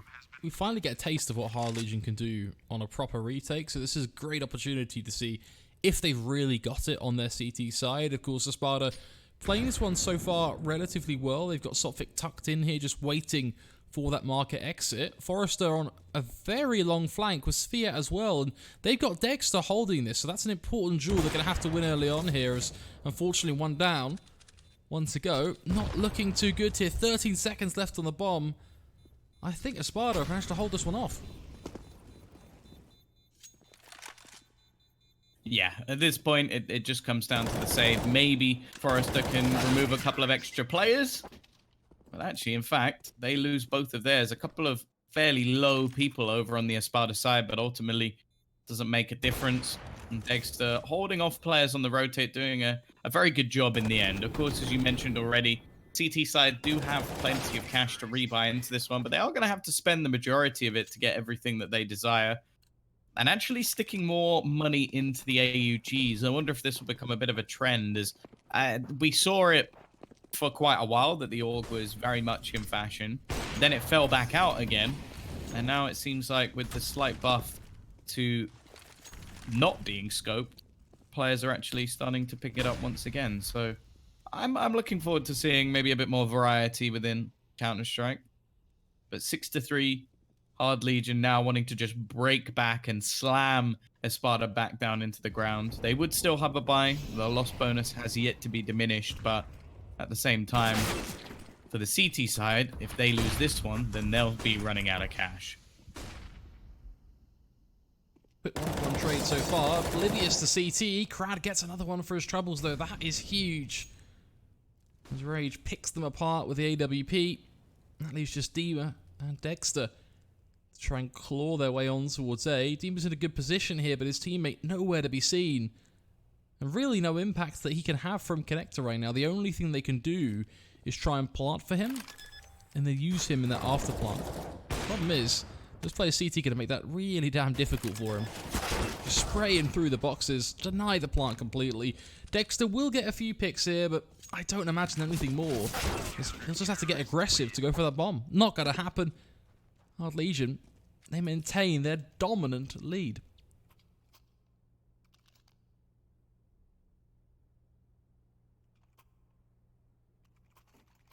Well, the tease, as mentioned, they're going to utilize the loss bonus to continue to purchase. And the CT side's economy is still somewhat on the brink. It's definitely not stable as it was before. Even still, though, definitely looking like the better team, at least today. Espada not quite showing why, statistically, they've looked like quite a good squad. Maybe we'll see a little bit more from them on the CT side. And of course, there's still a long way to go in this first half. Nice start from Rage, though. And it seems like the teammate up top, Finnegan, was not quick enough to react. No trade available. You can see that the CT side is starting to get a little bit more cheeky every round that passes by. And with another successful opening pick, you now wonder what's actually going to be there for Espada. Because as said, that's what I was expecting from them on this map. They're meant to be the team that is the aggressor, that's finding a lot of these frags early on, and that helps them to open up the site. It's their individual skill. When it comes down to the strategy, mid-round calls, when it comes down to even like a lot of the executions, we've not really seen anything across the two maps. Now, maybe it's just a poor day for whoever's calling, but at the moment, we're just seeing individual peak after individual peak. Dima tries to refrag alone on B. He loses his battle and makes things twice as bad as they were. And now, well, the remaining players can't really do too much other than the same thing. Another individual duel. Guess what? The CT side won it once again. Another one comes in over onto apartments and Flakes. I'm starting to wonder if this is a team game whatsoever, or if Espada are just playing some DM. Yeah, I feel like it's kind of sums up my Valorant game this morning, where it's just 1 versus 1 versus 1. Every player trying to be a hero. Hard Legion hitting every shot. Question is, did you win? We did. We won 13-2, so... Well, there you go. Clearly that's how to play. That is the way to play the game. You just... Every player tries to be the next Nico, and you win the game. Happy days. Joe, I've learned, though, from all my time playing Counter-Strike. I'm not quite Nico? as good as Nico. Yeah. Yeah, I could have seen that one He's coming. slightly better. Like, I reckon if we played a 1v1, like, he'd beat me maybe, like, 6 out of 10. I think I could take him at least 4 times. Maybe with your auto shotgun maybe play, if perhaps. he was only allowed to use his feet, then maybe I'd beat him. Maybe. I think that would still be a 6 out of 10. Like, I think I'd win a few times if he wasn't allowed to use his hands, but I think I'd still then bet on again, you him. never know. Even with feet only, I'd still bet on him, unfortunately. You know what? I reckon if I gave him enough time, he could be like top 100 player just using his feet. Anyway, this round has not been too interesting. That is why we are talking about some weird topics. I'm sure there's 1 or 2 people in the chat who are enjoying this conversation. Maybe a little bit too much. But even still, 9-3. Really not seeing anything at the moment from Espada. The CT side economy is booming once again, so any chance of breaking them has diminished at least for another couple of rounds. But at the moment, I'm less worried about the economy of Hard Legion and more worried about what's actually happening for Espada, because it seems like even individually they've fallen off, which was the main selling point for me in this side, is that they would be able to at least play well fragging. We're finally going to see an execution into the site, which is not something we've witnessed so far, but Crad He just throws a spanner in the works. He peeks over into the ramp as they look to try to start their execution. A smoke going to be dropped down as well. So by the time they actually get into the site, all of their grenades will have faded. And they only have a singular smoke and flashbangs left. So in reality, they kind of have to go now. But at the same time, there's 4 players on this site. They're going to be walking into a straight-up stack. The apartments have been pushed, but they still managed to get the opening kills. Finally pushing this one together might be the cure to Hard Legion. They're going to get themselves another kill, and this is looking much better. It's left onto Forrester. He always seems to be good for 1, but he is going to be shot out of this. But they wait for ramp, though. Look at Kinky. Spammed through. But he is buying time. He's buying a lot of time for Kinky and actually drops the bomb. That could be enough. He just about gets around the corner. And there you go. Forrester has said he's always good for 1. Somehow this has swung back and he's even going to win the battle against his opponent as well. Somehow, even after everything went wrong for Hard Legion, 2 players managed to drag things back. And it seems like Espada just can't do anything right. That's so unfortunate for them. They win that round every day of the week if you remove ramp from the equation. But that flank from Kinky, what a smart decision from him to go for that long rotate. Yes, it's tight, it's risky, but it works out so well. And then when you throw Forrester into the mix, like you said, good for 1, makes it to the double kill, in fact. I mean, what's not to love? Well, once again, it seems like these faster players are what's actually working out for Espada. A quick move in towards the A site, and they have opened things up. Of course, the CTs do actually have enough money that they could risk this and try and fight things back. Soltvik, nice couple of shots, 3 kills to his name in this round, and now Forrester, well, not going to do anything this time. They pick up the pace. Hard Legion, they may be in double digits, but they're going to want to try and get that 11th round. It's always an issue, I feel, when teams let the last couple of rounds slip, because then it gives your opponent at least that little bit of hope, that little bit of momentum, which the way this half has gone, Espada shouldn't have.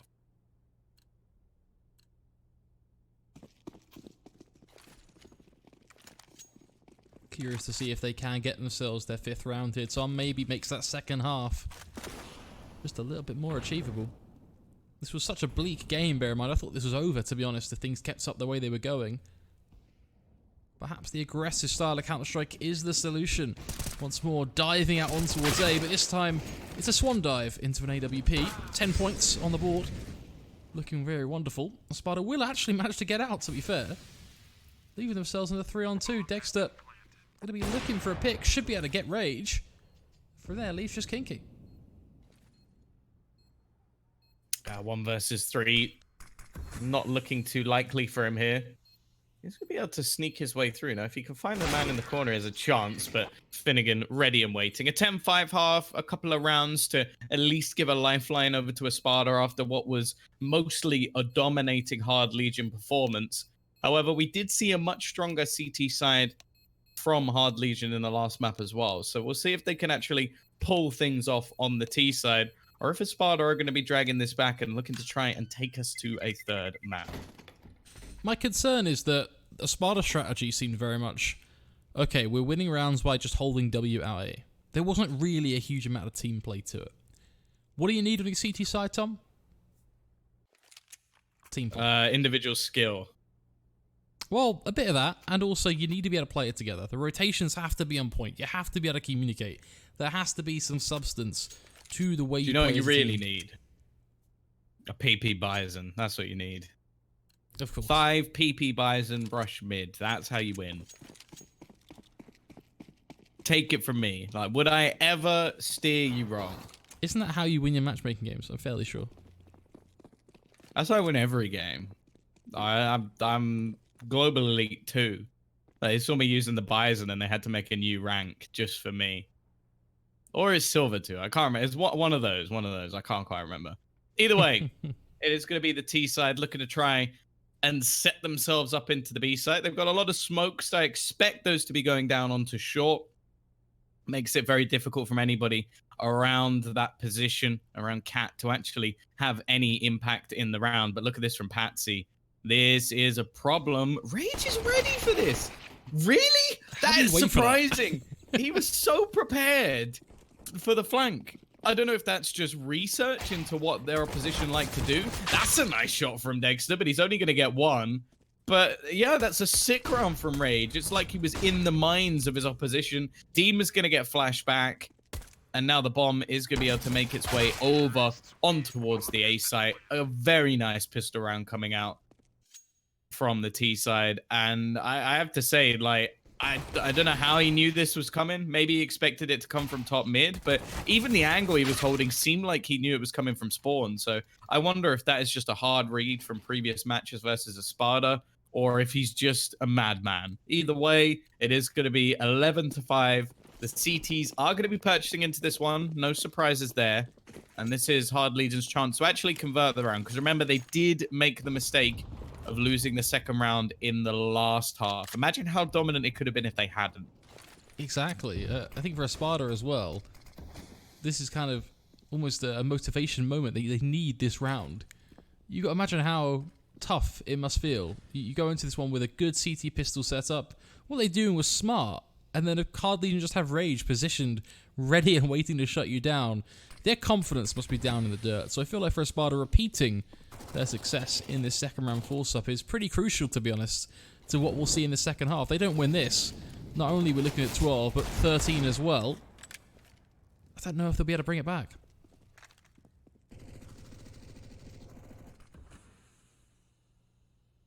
Well, minute left on the clock.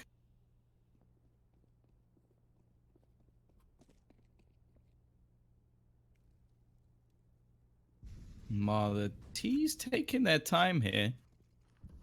I am a little bit worried that CT side are going to have the right call by the time this move actually comes in. They've got a couple of players around the connector. 35 seconds left on the clock for Hard Legion to make their move. The smokes are going to fall, but the CTs are going to challenge through it. Nice shot from Dexter. He hits the tag onto the second as well. Sophic needs to try and find a kill here. And more importantly, the T's need to actually cross to the site, because in the meantime, rotations are starting to come in. Kinky will be able to get one, but that's another tag, and the flank only just works out. This is way too close for comfort, as that scout is retrieved. Another headshot, and it's Patsy left alone. I don't even know if they have time to plant the bomb. I don't think they do. So this has been a big mess for the T side. They'll at least get to keep a couple of the AKs, but they ran out of time in the end and just got bogged down over onto the ramp. Hard Legion, they just can't convert these second rounds, but luckily for them, none of the weaponry actually converted over to the CT side. So they will still have a decent buy coming in and a chance to break back once again. They seem to really struggle in those rounds now. This is the second time they've fallen victim to Espada losing a pistol and following up in that second round. That's not ideal, though. Forrester should never be able to win that duel, let alone the fact that he started whiffing early on. Soptic as well pushes ramp. Will at least be a trade frag in the end, but this one's looking back and forth. Espada, thankfully, get a fight in mid, and that brings things back to a 3-on-3. Patsy under pressure. Gets a deagle to the back of the head. B-site now completely open. Forrester just going to lurk in mid here, and this could be crucial. If he finds this pick...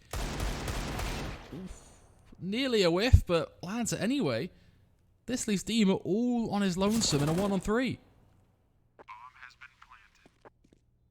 He's at least managed to turn it back a little bit, and considering at the moment there's still isolated duels, there is a chance. Unfortunately, he's not going to be able to take things over the line. And it is going to be that break back. That was the one saving grace for Hard Legion in the last round, is that they did manage to at least keep themselves the majority of the rifles. And individually, they have been very, very good so far. So they turn it back. Once again, we're going to see these pistols forced up. I'm hoping that Hard Legion are going to be able to do a little bit better going into this next round, because they definitely do seem to have some issues when it comes up against these second round anti-ecos. Of course, this time, plenty invested into the rifles. Not a single player without one in hand. So if they do let this one slip, then you really have to question why Espada would bother playing with anything other than the pistols. Cool, so you can see those odds, 1.11 to 5.8 right now in favor of Hard Legion, closing this one out, getting the 2-0. pretty clear cut who they think is going to take the win. And I have to say, I do agree. The only caveat to that will be this round, hopefully. We see Hard Legion keep it clean, dispatch of these pistols, get to 13.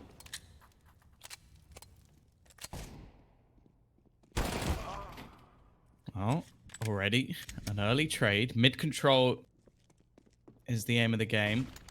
FAMAS is going to be retrieved, but it's not really ideal for Dima. So not the gun he would have wanted out of the remaining.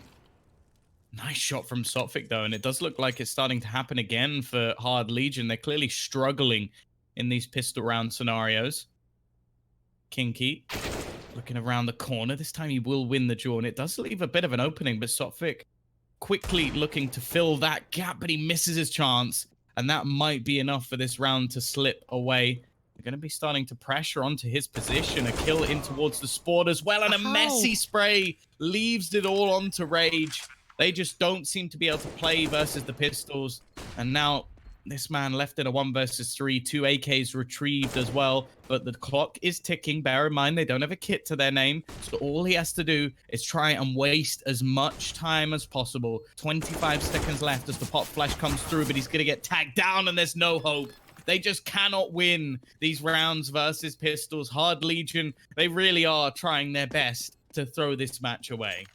I just don't understand how they keep losing these rounds. I mean, literally just go connector as a 5-man team, or even just go A, just do an A execute, do anything.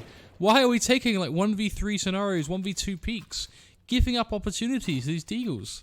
Some of the jewels being lost as well are just very, they're just tragic, to be honest. This is really disappointing from Hard Legion.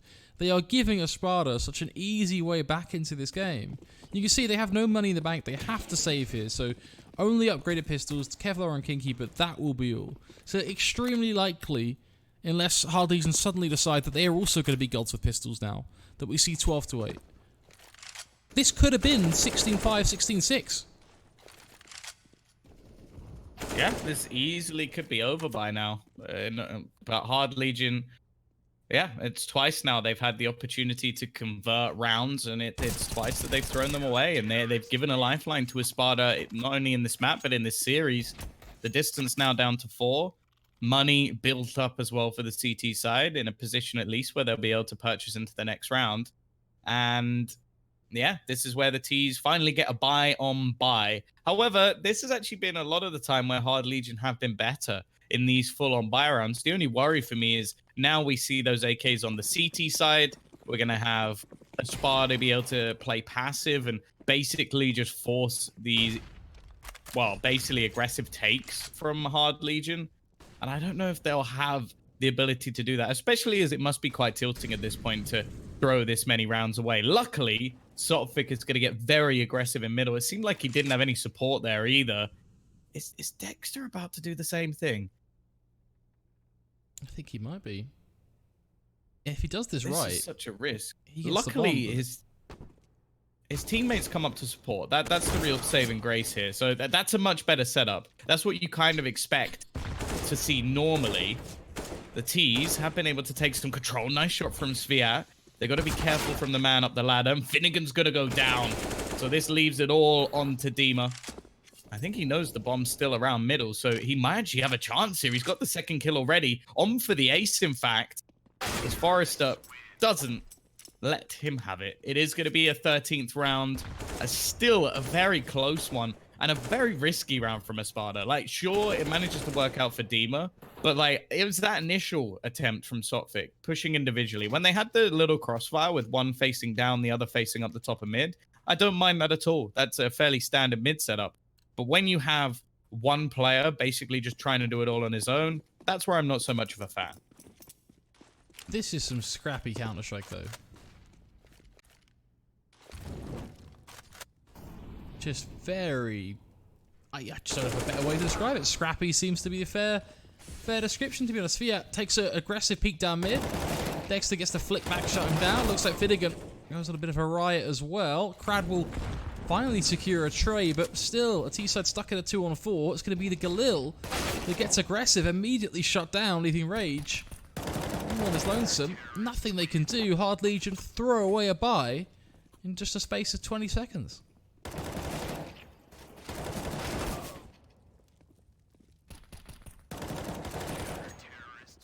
No. Struggling to streak any rounds together at the T side. It is still mostly a hard Legion show, but I think most of that comes out from the first half. The second half, I think, well, they've got a few rounds, but as said, they've been the pistol, then the force buy that they managed to take, and then the last, or the prior round. And once again, they're going to have issues when it comes to their finances, just investing into some pistols themselves. But this really is an opportunity for Espada to get themselves right back into the game. A win here would mean an eco has to come up in the next round, and well, that would leave a 13-11 scoreline before we actually get a purchase, which, considering this was an 11-5 scoreline, it is starting to get into the realms of possibility. T's looking to try and build into this B site, but there's a couple of players here in a crossfire. Patsy looking to try and hold the line. Giving a bit of spam through, doing some damage.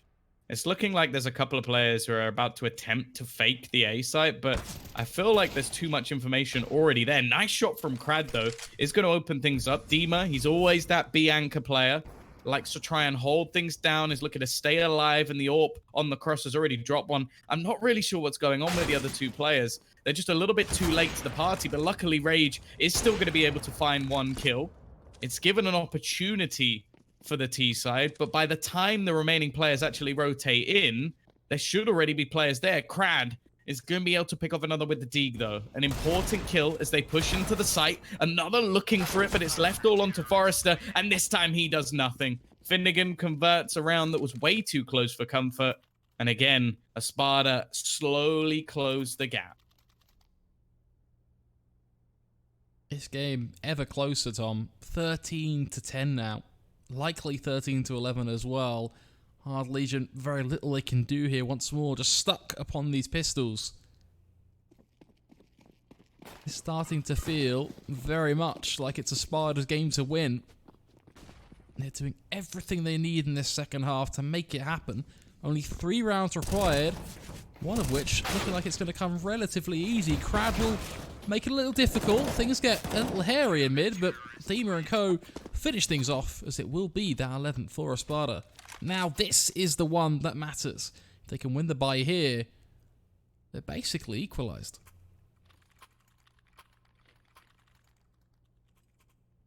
At least the buy comes back up now, but even still, it's not ideal. It's a decent purchase. And they've managed to keep the CT side economy honest, at least. Sure, they would still be purchasing into the next round, but if they can win this one, Hard Legion would be ever closer to closing out this match.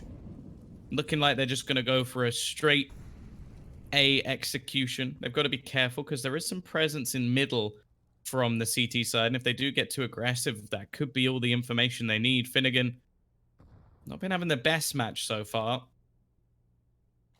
Has to be careful. He's in such a risky position. Smoke gonna be falling out. Opts to actually try and play on the edge of it, and he's gonna win his duel. An important one, goes for the second, but doesn't quite manage it. Now Dexter gonna have the majority of the work to do, but the teammates are rotating in. Another man dropped, but Sophic on the edge of the smoke is able to spray down 3. Fantastic couple of trades, but it comes down to the 1 versus 1. Rage with 10 HP facing off against Patsy. A single bullet from that silenced M4 will be enough to finish off the round. Rage, knowing that he has time on the clock, is just going to try and get into the head of Patsy. Just wait patiently, but I like the position change from Patsy here. Move in towards that dark position, and he's going to be able to close the round with no real trouble. Another on the board for Espada as they continue to drag things back. And now the T's once again are going to be in financial trouble. Sophic makes this look so easy as well. He gets a quad kill there if he doesn't run out of ammo. 1 more bullet left in the chamber. That's 4. Really shows just how strong some of the individual plays from Espada are right now as they rotate into the A site or into the B site, wherever it may be that Hard Legion throw their next punch. One thing's for certain, this is not going well for Hard Legion at all. Hard stuck upon 13 rounds. They're throwing everything at the wall with these pistols now, hoping to see what sticks in mid, but unfortunately, Espada have left nothing there for them to find. Sophic already with 2, potentially a third here as well if he plays his cards right, as Espada make this look easy.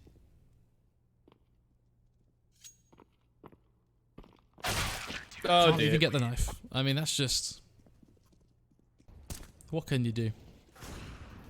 Yeah, Rage was hoping just to get the extra money. That one kill, well, I guess it would have at least caused a little bit of extra financial restraints, but for Espada, it doesn't really matter. And now it comes down to crunch time. Both teams having their strong performance on the CT side. We're waiting to see if Hard Legion have what it takes to bring things over the line. Now, at this point, I'm starting to really doubt them. Some of the rounds have been close. They've definitely had their opportunities. But for now, it is Espada firmly in the driver's seat. And once again, they're going to get themselves an opening pick off the back of the AWP. Crowd does find a trade though, so at least there's some light at the end of the tunnel. Very aggressive in top connector right now. Forrester likely to join him as well for a few duels. Finnegan, really the main man they're going to be looking for, as he actually finds a frag CT. Doesn't look sandwiched at all though, meaning Finnegan can just do all of the work here while the rest of his team try and push towards B. They're pushing A. Is there any cohesion to this T side? They're basically taking both sides simultaneously. Rage could actually just go A in this scenario, but not knowing that it's clear, it looks like he's about to push into the trap. In fact, they're about to push into him, and he misses his shot. Definitely doesn't seem like it's his day at the moment when it comes to the T side. And I am a bit confused with just the attempt to just jump out here by Sviat. Like, I don't know if he expected it to be clear after that round, but that was poor. And now look at what's left for Hard Legion. Just going to be some pistols, a MAC-10. I wouldn't mind seeing them just attempt to brute force the site, but it has been a streak of rounds now for Espada. A strong CT side with momentum firmly in their favor, and unless they severely slip up here, they should have map point.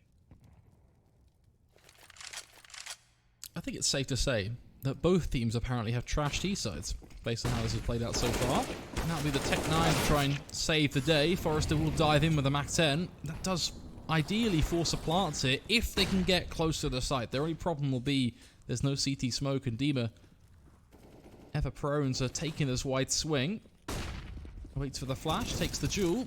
Bomb plant yet to come through. Picks, however, firmly in favor of Espada. That leaves just Fiat now, last man standing. He's in connector. Dexter, aware of the fact that someone could rotate into mid. Fiat has no chance in hell of doing anything here, really, does he? He will get himself into window at least. But that's just a bare minimum.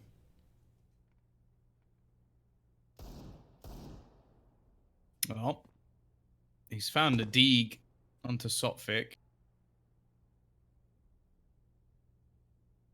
Looking like he's about to be peeked from multiple angles. I don't really know why you'd take that face. Like, it seemed like his teammate... There you go. That was what I was expecting. But, yeah, a little bit risky. Sviat does get caught in the end, and Espada now have themselves map point. It has to be now if Hard Legion are going to survive after a strong CT side, even winning both pistols. Losing both second rounds, it's looking like Espada have got this in the bag. The T's yet to really show anything for the last 7 rounds in a row. It's been all Espada. Throwing this one away. Already a lot of damage done onto Forrester. He's been having a hard time. Nice kill at least. And the nade's going to hold out Dima, or at least I thought it was. He goes peeking in. An aggressive face, but is forced back into the corner. Going to try and escape here. And he will manage to. Of course, there's still a possibility of overtime for Hard Legion. They're definitely creating more difficulty for themselves if this is the route that they have to take. Molotov. Not actually sure how that caught fire there, I'll be honest. It looks like the wall caught most of the flames. But in the meantime, the aggression onto the ramp hasn't paid off. Do they expect Finnegan to be here as well? Who knows? But at the moment, it may not matter. Most of the duels going their way. Dima trying to just stick his opponent, but clearly struggling to finish his dinner. And the T side instead, rather than facing onto ramp, have decided to switch into B, and Patsy looking like he's got the wrong end of the stick. They aren't committed to B at all yet, Tom. They are actually looking like they could rotate back, but in fact, Rage just being exceptionally patient here. This is like the pistol round all over again. Of course they wait for that. Never seen anyone do that before. 30 seconds left. Very patient play. A pick towards B, a pick towards ramp. I mean, it's going to be a free round for Hard Legion in the end, but that's really interesting that at 30 seconds, their approach is, let's just wait for the flank. We know they're prone to doing it, so let's just wait.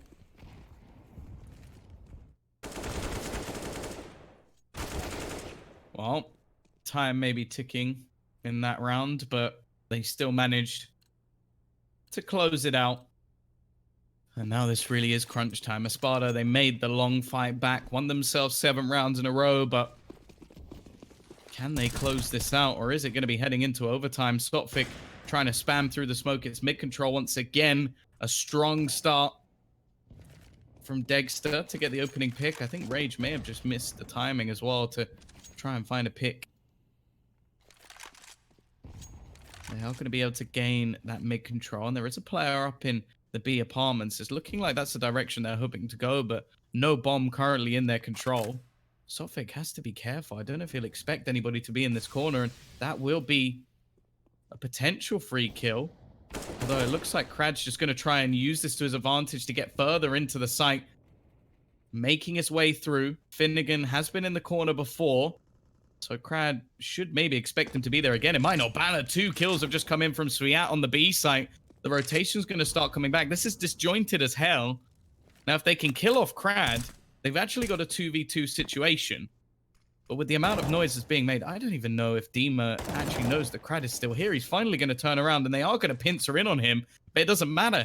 He's doing the work that's needed of him. Dima, once again, is going to be in a 1v3 situation to try and save them from overtime. He's going to get that first kill. Krad potentially a little bit too aggressive with his peaks. But the bomb is now ticking against Dima. And the fact is, he doesn't have a kit. Very little time for him to work with. We'll just get nice and aggressive straight into the site. He's going to go looking towards bench. Starts to clear things out here, but seeing absolutely no one. It will be OT. 15-15. Hard Legion tie it all up. And I have to say, if you're a Espada there, you've got to be thinking, where the hell are they going? Are they taking A? Are they taking B? Okay, they took B, and now they've taken A as well. Like, very disjointed, I think, almost. A too simple way to explain it, because at one point Hard Legion quite literally had both sides. You could see Dima sort of just almost having an internal tug of war of not knowing, should he be fighting jungle, should he be fighting market, what does he do?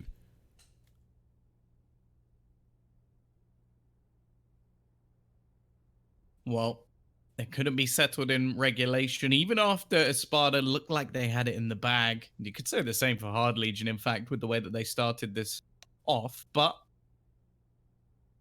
we're now going to have to wait and see who's going to be able to take this in overtime. Of course, this Hard Legion managed to rectify their mistakes and win this out. They are done with the series, and they get to carry on with the rest of their Easter Sunday. Of course, if Espada take it, well, they're going to have to fight for a little bit longer, as we will be going to a third map. Of course, there is another series coming up after this, so make sure you do stick around.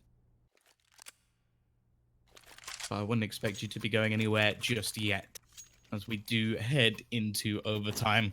It is going to be Rage on that AWP. Of course, his counterpart in Dexter has one, but also Patsy. A switch up in setup. Finally, the finances allow for Espada to bring in the double AWP. At the same time, they were relatively successful without it. So we'll see whether or not this actually works in their favor or acts as a bit of a detriment.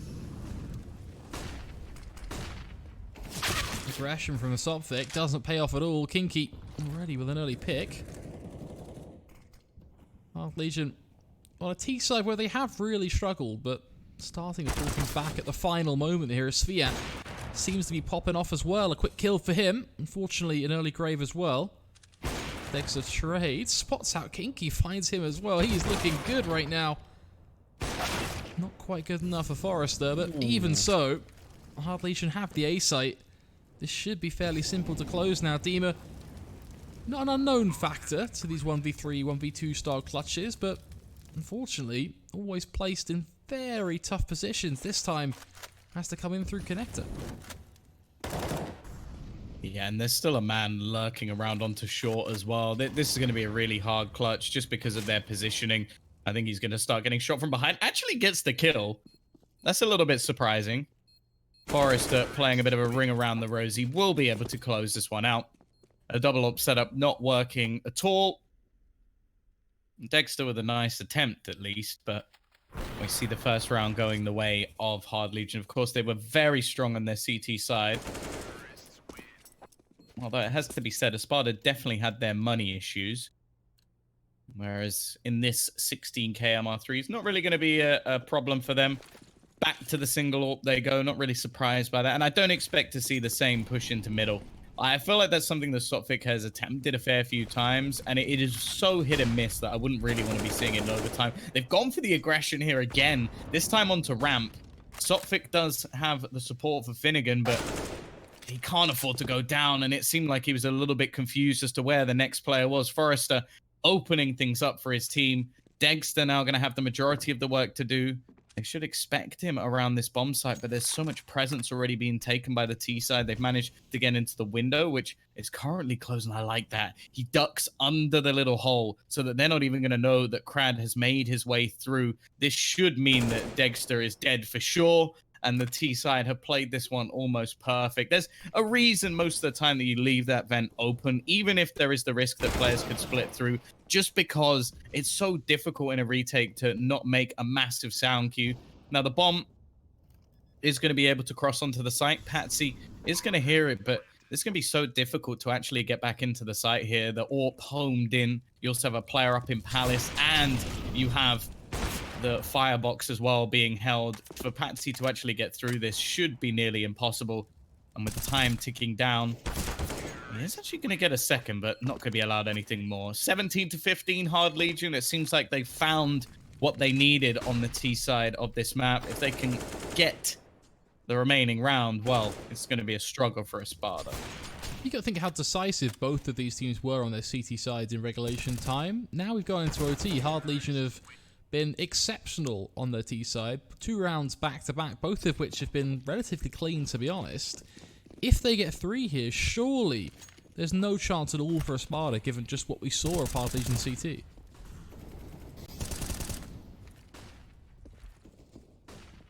Heck, some would argue even 2 rounds is enough, but I suppose only time will tell. Here it will be a quick pick in mid, so already a man disadvantage for the T side. Things don't look too good for them. Kinky down to 12 HP as he's under a barrage of fire. In the end, it's Dexter and Patsy to get 2 quick kills as Espada in a very good position here. Yeah, finally managing to bring out a round. So it is looking like a 2-1, unless Sviat can try and pull off the impossible. A 1v5 needed. And they're pretty much forming in on his position here. It's not going to be happening. It will be a round at least for Espada, but they're going to need to take all 3, or at least 2, if they're going to be fighting on in this matchup. Of course, for Hard Legion, a single round will keep them in it. And if they can find 2 on their CT side, well, that will be the match done. Of course, it has been a while since they've moved on to this side of the map, so we'll see if there's going to be some teething issues. But at the same time, they did look very strong. If they also want to bring up a secondary AWP, they can. And with the fact that every single player on their team at the moment is above 20 kills, it's a good sign. Definitely bodes well for them here. On a side where Hard Legion should be feeling pretty comfortable.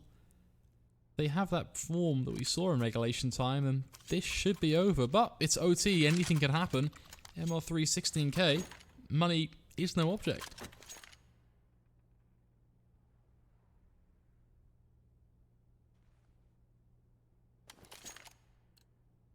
Well, here comes the investment. Of course, Rage on the AWP. Maybe expecting something a little bit faster here from Espada, because they haven't actually invested into the AWP. Now, it was the quick rounds that actually worked for them on the T side. When they tried to be more passive, when they tried to play defaults, that's where they were picked apart by Hard Legion. So they do have to try and stick to that faster pace. They're going to be lurking around in the connector. This smoke is definitely not ideal. They're going to try and make their way into the connector. Nice opener, though, for Sotfik. He's going to find that initial kill. Krad somewhat left out to dry here. I'm not really sure how he's going to do surviving, and in fact will go down. They're being picked apart one by one, falling. And although a couple of tags have come in, this is looking like an impossible scenario for the remaining 2 players. Of course, plenty of money available. Nice shot from Forrester at least. Will get them a kill. Trying to make this retake work is going to be tough. Spray through the box. That's now a 3rd player tagged within inches of his life. That's really making things look possible for them here, but unfortunately the time is just ticking too far. I don't think they can get into the site quick enough to actually finish off these remaining players. Could give it a good go, though. I mean, you might as well, as you said. No real reason to save the AWP hit.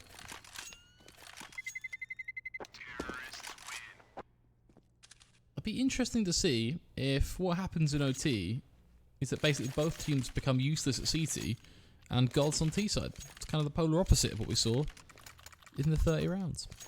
Well, the thing is, overtime just comes down to who steps up individually most of the time, or if there's a big call or a strong strategy that comes out. Because at this point, you've tried everything. There's not going to be anything new, especially on a map like Mirage. But there's not so much you can really test or try and throw in. So it really does just come down to who is going to make the big play that saves them. That is so risky from Forrester. It's something I've said before, that this guy just makes plays that you really do have to question sometimes. Kinky at least trades one back. He needed to hit the shot on the man crossing. Now he really is in a lot of trouble. And the CT side, they're letting things slip away once again as Espada start to grind things out. It's going to be a 3 versus 4. More potential in this round at least, especially with the 2 players up in apps. It means the short control is somewhat null and void. The Molotov will force one out, but Rage misses a sitter. That should have been the easiest shot of his career. Instead, Dima peeks out, finishes things off. This is looking like an 18th round, and Sviat not going to be able to do anything. Hard Legion have fallen completely flat at the most important time of the match. And now Espada 1 round away from closing it out once again. It is looking done. If Hard Legion continue to play this way, we shouldn't expect much more. But they only have 1 more chance to show us anything at all. Opting once again for just that singular AWP, not wanting to try anything too different here. Curious to see if we're going to see any aggression, to be honest, from the CT side, or if it's going to be more sort of just passive play. Couple of peaks here and there, but nothing too wild. Forrester usually the one player that does decide to either get up towards B-apps or do something a little crazy, but this time the push actually comes his way. He just waits for Patsy, he walks right into his crosshair. Well, still the potential of double overtime. And there's something that Hard Legion managed to bring out for the original OT, winning the last couple of rounds and keeping themselves in the match. It is going to be the T's rotating back in towards middle. Not really too much presence there. Hard Legion fairly happy to just keep their man advantage. They're going to have a player lurking outside the murder hole just to keep an eye into window. And the T's don't really have to rush here. They've still got a minute left on the clock to make a decision. Smoke going to be going down. Still got a reasonable amount of utility, but the real worry for me is they don't have any smokes. So I feel like it almost has to be a play towards the B site. If you don't have a smoke, going into A becomes very difficult. So many angles left to check. Forrester, he's going to be aggressive once again. He does have some support this time. And 30 seconds left on the clock. There's still not that much information. In fact, one player just holding from the spawn Another smoke going to be going down. This is going to make things very difficult indeed. And as the flashbang goes over, Forrester is just able to hide back in this corner. The Molotov to support as well. This is screaming double overtime as the T's have got completely bogged down. Only 10 seconds left on the clock. Sotfik knows he has to try and make a play, and it is too little, too late. Dexter needs this bomb plant, and if they push him here, it should be round over, but he actually manages to get it down. He might have a chance here. I thought they would have pressured him for sure, but instead, it took a little bit longer than expected. It won't matter, though. Hard Legion, they've won themselves another round. It's 2-1 either side for the T side favor, and now Hard Legion, they get another chance to try and fight this back. This game just refuses to end. Both teams struggling, I think, at certain points here. Hard Legion, a bit of a wet noodle, really, when it comes to the second portion of OT, but one round is what they needed, and that's what they get. They force us to even more overtime now, where they get to do this whole thing again. What do we need to see that's different from them, really, if they want to close this out? I think one thing for me is Forrester's aggression. I like it, but also I think he needs to be a bit more calculated about it. Maybe do it with his teammate, wait for a pop flash B, then take the duel. For him, it seems very much more, I'm just going to walk in and do what I can do. Which, to his credit, has worked a lot of the time as well, but it's definitely a double-edged sword for Hard Legion. Because if he falls, it opens up so many opportunities for Espada.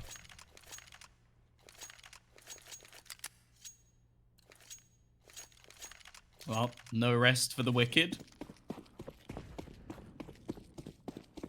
And the T's are going to now bring that AWP back into play.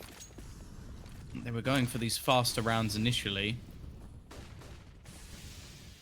Actually, some aggression into middle this time. Hard Legion, with 3 players at least focused on that point. B side was completely open at the beginning stages of the round, but nonetheless, now I'm going to be patient with their play, just checking if there's anybody behind the back boxes, and there is.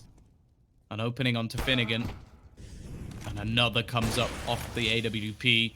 A good start to this round for the CT side, with still a minute or so left on the clock. You have to remember the last half started in a similar way if they do convert this round, with them getting the first 2, but Dima has other ideas. Probably will have heard Crad around this angle. Still plenty of time for the T's to play with. Actually got to be careful of Sotfik as well, who has made his way into the window. Could be patiently holding for any sort of rotates, and it means that Crad is going to end up quite isolated here. Dima just waiting patiently for someone to make a move, but instead, it's the peek out. Takes him down,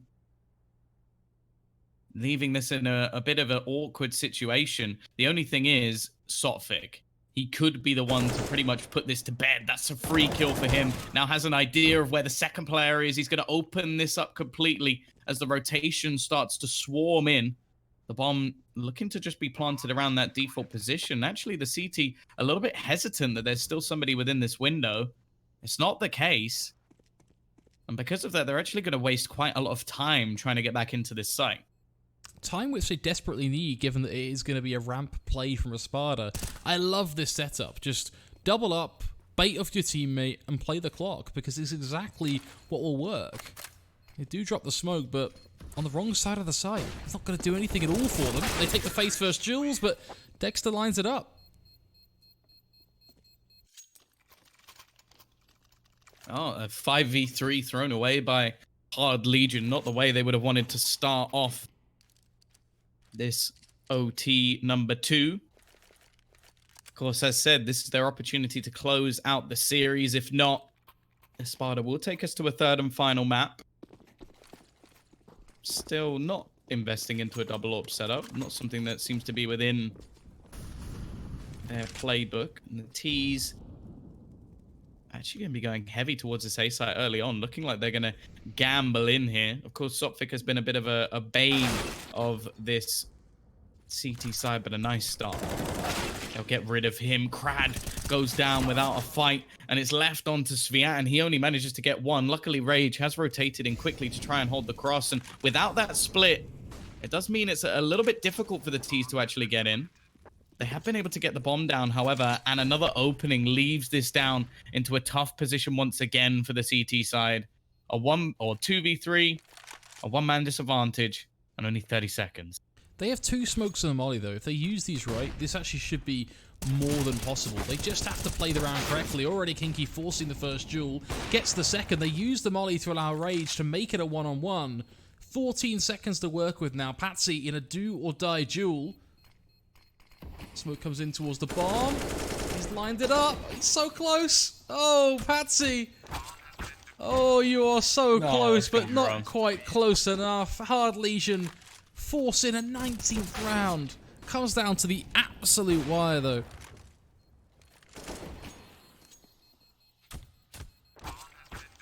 Well, of course, they did manage to do quite well on the T side previously, but as I said, it doesn't really matter so much in overtime anymore. I feel like the sides kind of come null and void. I've seen teams win 3-0 on the old nuke on the CT side, and then both teams win the 3-0 the next half on the T side. Like, it really can just come down to individual brilliance, individual plays, the pressure that comes up as well.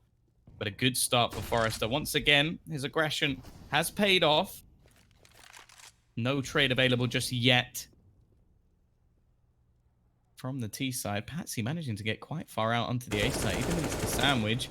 And it's going to spot out Rage. There's some mistakes being made so late into the game. Kinky will be able to burn down one. Needs this second kill. It's a slight shot through the wall, but this duel is so important, and he's going to manage to win that as well. Crad, in the meantime, has picked off another, and more importantly, I believe he has control of the bomb. So now Patsy... He doesn't know yet. Going to be in trouble. What's going to work out so nicely for him is, although he doesn't know the bomb is T, he knows that Patsy's pushing towards him anyway. It's going to be a duel loss, though. And because he doesn't have that information, you can see Kinky and Forrester are nowhere to be seen. Patsy's thinking, oh, I have to clear this, because surely the other 2 CTs are somewhere nearby, but they're nowhere to be seen. I think the worry is this is going to cost him so much time, and more importantly, in that duel, he actually lost the majority of his health, down to just 11, so chances are he's going to leave himself with only 20-odd seconds, if that, to try and run onto one of these sites. The cross being held with a dink already hit. This should be an impossible scenario for him, unless Kinky makes some serious mistakes, and that would be it. The timing couldn't be worse. He is going to hear the bomb being planted, though, and that should be a very easy kill. Hard Legion, this time it's 2 on the CT side. They've got that chance at a conversion once again, but we saw in the last how easily things can slip away. Again, this is close out the series. Or if you're on the Espada camp, to survive in it.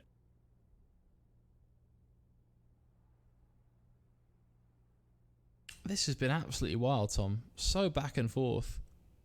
What's interesting about this Hard Legion side, though, is that 3 players above 30 kills. Comparison, Espada, not even close to that in some cases. So, clearly showing where the frags are in this match.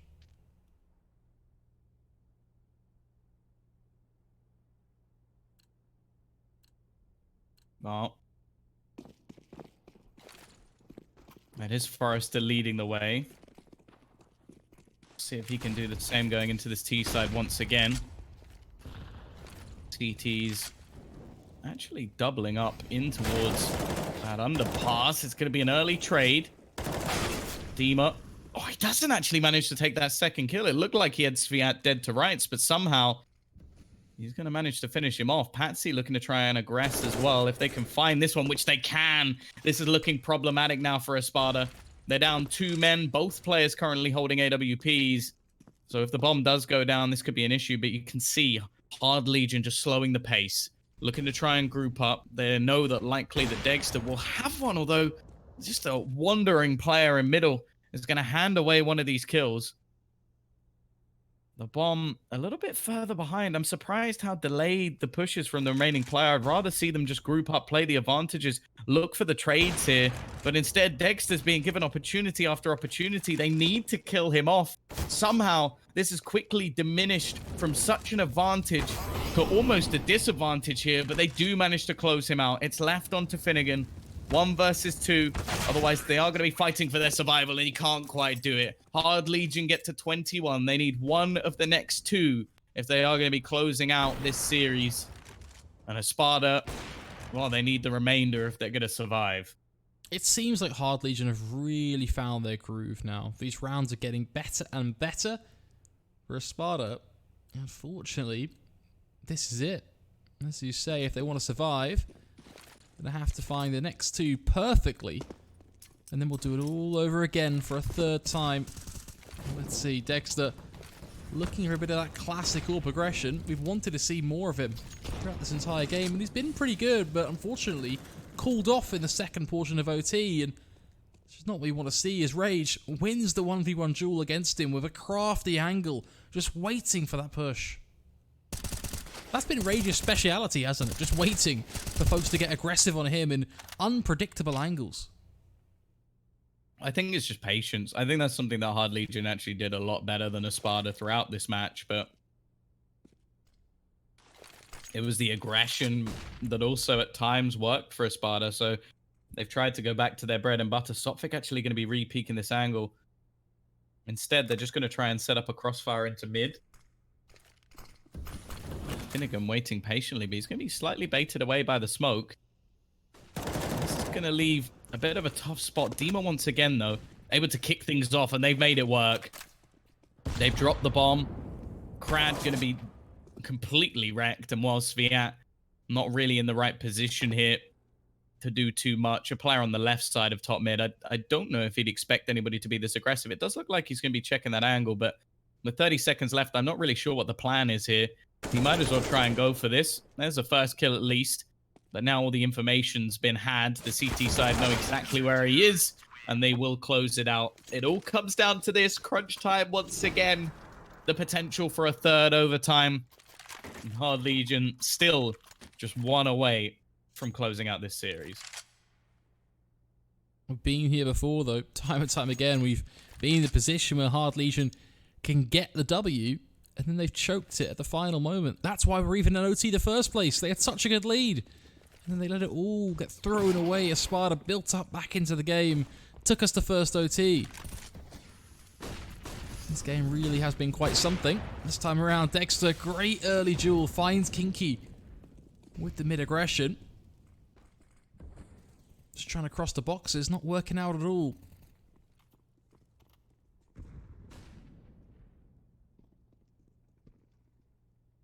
No real opportunity to trade yet either for Hard Legion, unfortunately. They're looking for a duel. They do find it onto Dima. That will equalise the numbers. Sophic, meanwhile, in mid-window. Things get a little hot and heavy, but ultimately he wins that out. That leaves Hard Legion in a dire position now, 2-on-4, Tom. I think we're going back to OT again. Oh, the timing couldn't be worse as well. Such risky play from Sophic, but it does pay off. And yeah, Sviat going to be left in a 1 versus 4. I'm not really sure what the peek into the flames was from the T side. That was such a silly play to make. And again, they're going to throw things away. It seems like the second they get close to closing things out, both teams actually feel the pressure as we now do sit 21-21.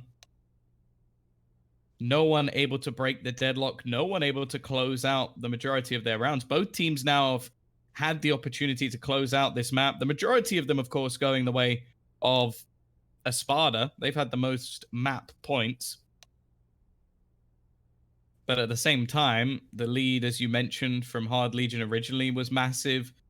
And then you've also had their 2 attempts go very badly wrong. Both times, in fact, either in a 4v4 or a 5v4 in their favor. They're just not able to quite make it work.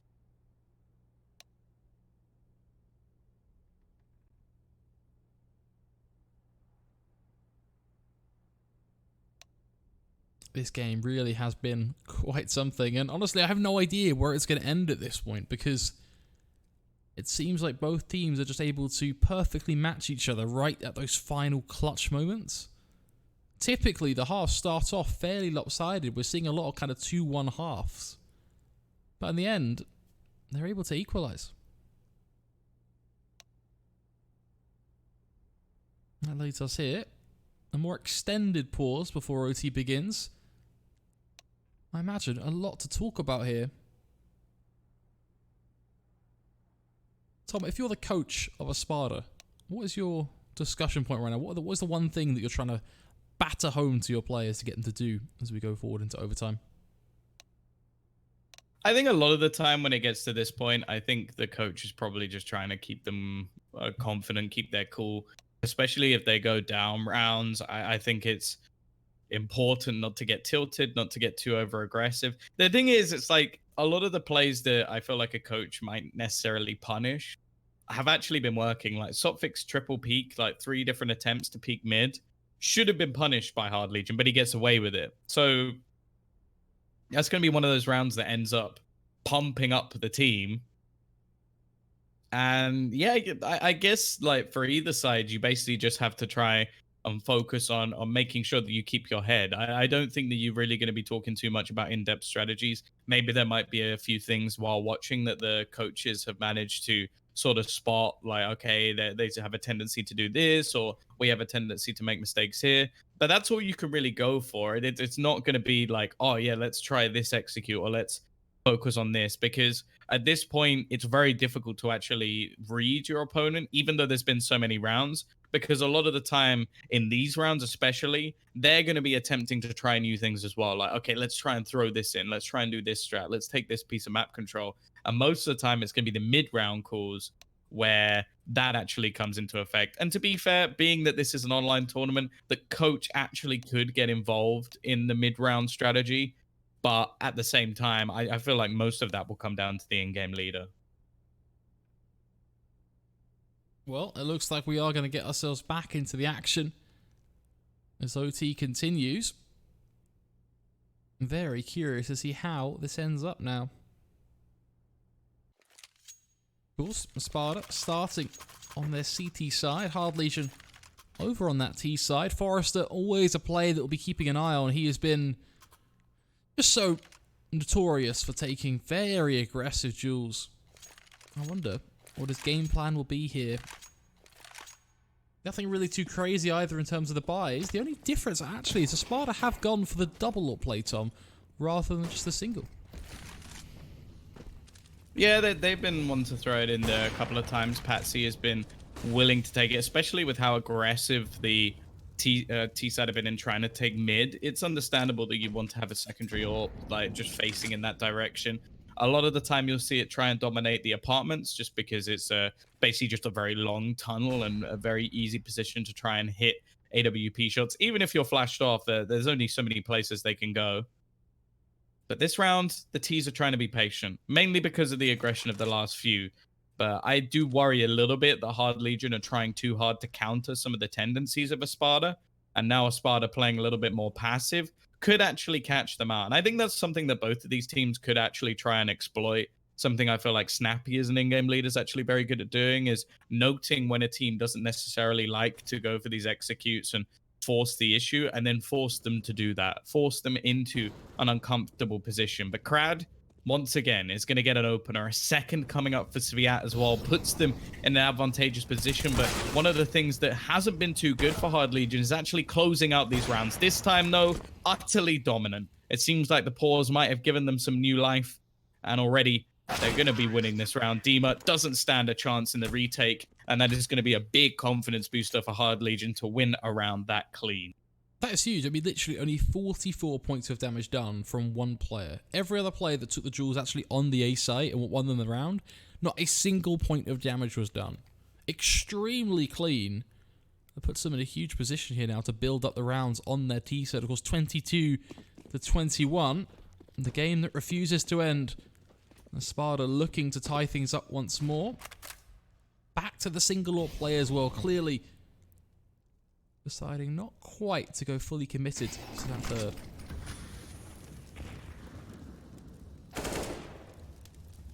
Crad at it again. Gets the solo peek on B.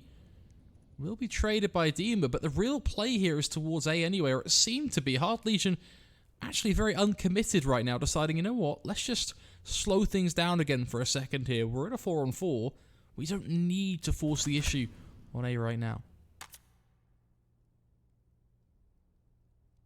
I guess it comes down to whether or not the risks are worth taking, and for them, just trying to be a little bit patient. They do have to be careful again. It's going to be this aggressive player around apps. Could be Finnegan, who has been causing them some issues, but it's Dexter to do the work with the AWP. They haven't really been able to shut him down over the last few rounds, and they are going to be looking for pressure. This is an important kill, and Forrester will get it just about. That should at least allow the bomb, but the bomb hasn't moved yet. It still sits in the apartments, or in the palace, sorry. I'm surprised by this. Maybe just trying to bait players, but the thing is, the rotation is coming in behind them. I feel like they've taken too long. Luckily, Forrester is going to get another one. He stepped up big in this round, but this flank is still coming.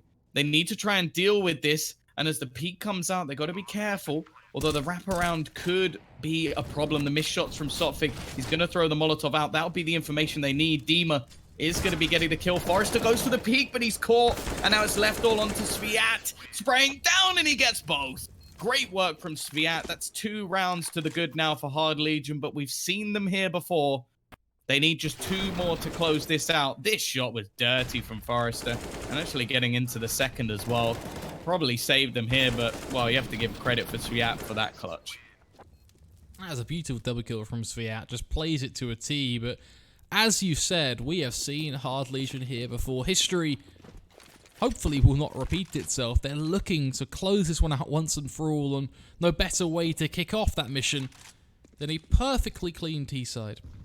The goal here, take the A site. It's very simple. Every player is dedicated towards ramp. Finnegan, they're all coming at you, buddy. What are you going to do? The answer is absolutely nothing. He takes a quick power nap.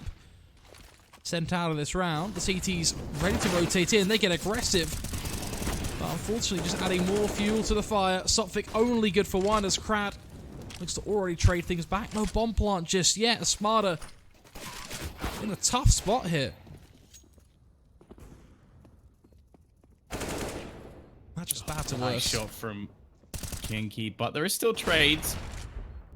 Sotfik and Dexter have been 2 players that have definitely been performing. Molotov is going to force them back. Good utility usage, and Sviat puts this to bed. That's all 3 rounds now for Hard Legion. Just a singular needed, but at the same time, I've said it before, I'll say it again.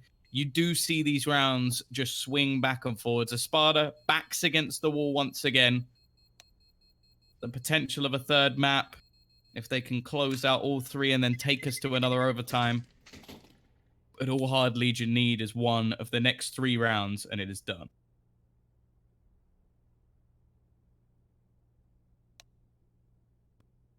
The one upside they've got is because of how clean it has been, even if they can only sneak in that 1 round that comes through a huge play from, say, Forrester, that will get them over the line now. So at least they have that to work with, something we haven't seen in any of the overtimes so far. It's always been 2-1s here.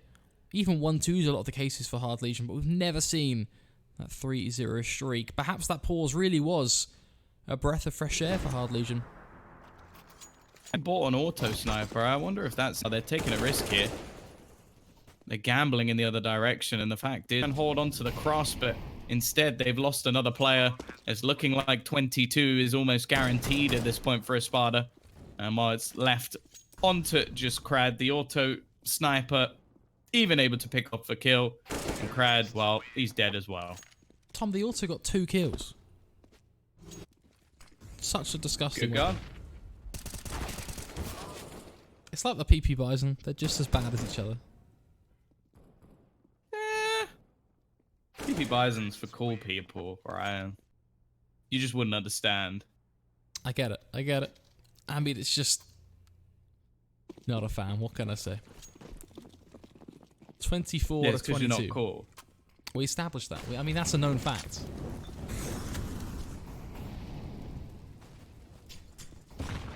Does your girlfriend know you don't like the PP Bison? I feel like that could be a Could be a bit of a deal deciding breaker, to be factor. So, you don't like the Bison? Get out! To be fair, when she played CS, the first gun she bought was a Bison, so maybe that says it all. Wow, I already like her more than you. I mean, this is just tragic. Much like Espada's T-side. Not yet. They managed to win themselves the first round. 1 for 1, Ryan. That's pretty good set. I would say their CT side wasn't so good. We'll have to see. We'll have to see. One is better than none. Very fair.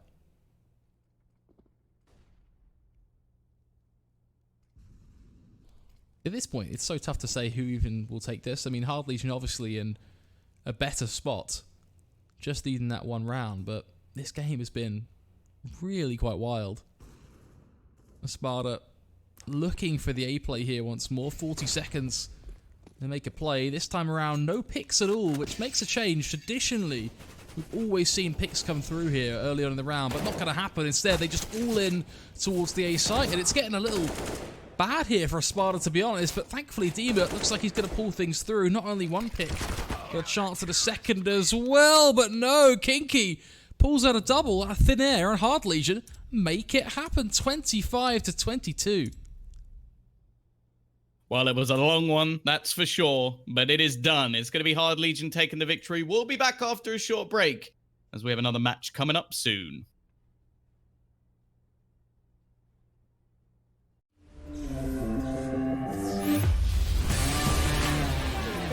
Going through the smoke, walks in, gonna go down, walks in with the AW Position, Earthshaker's moving in as well. Echo Slam connects on it too. Back row tired down as well. always wins the brawl. Or can we cast the curse in? Oh, there we go.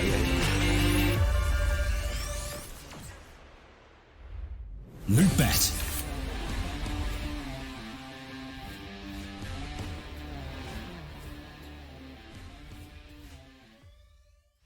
It's amazing how much I love betting on esports.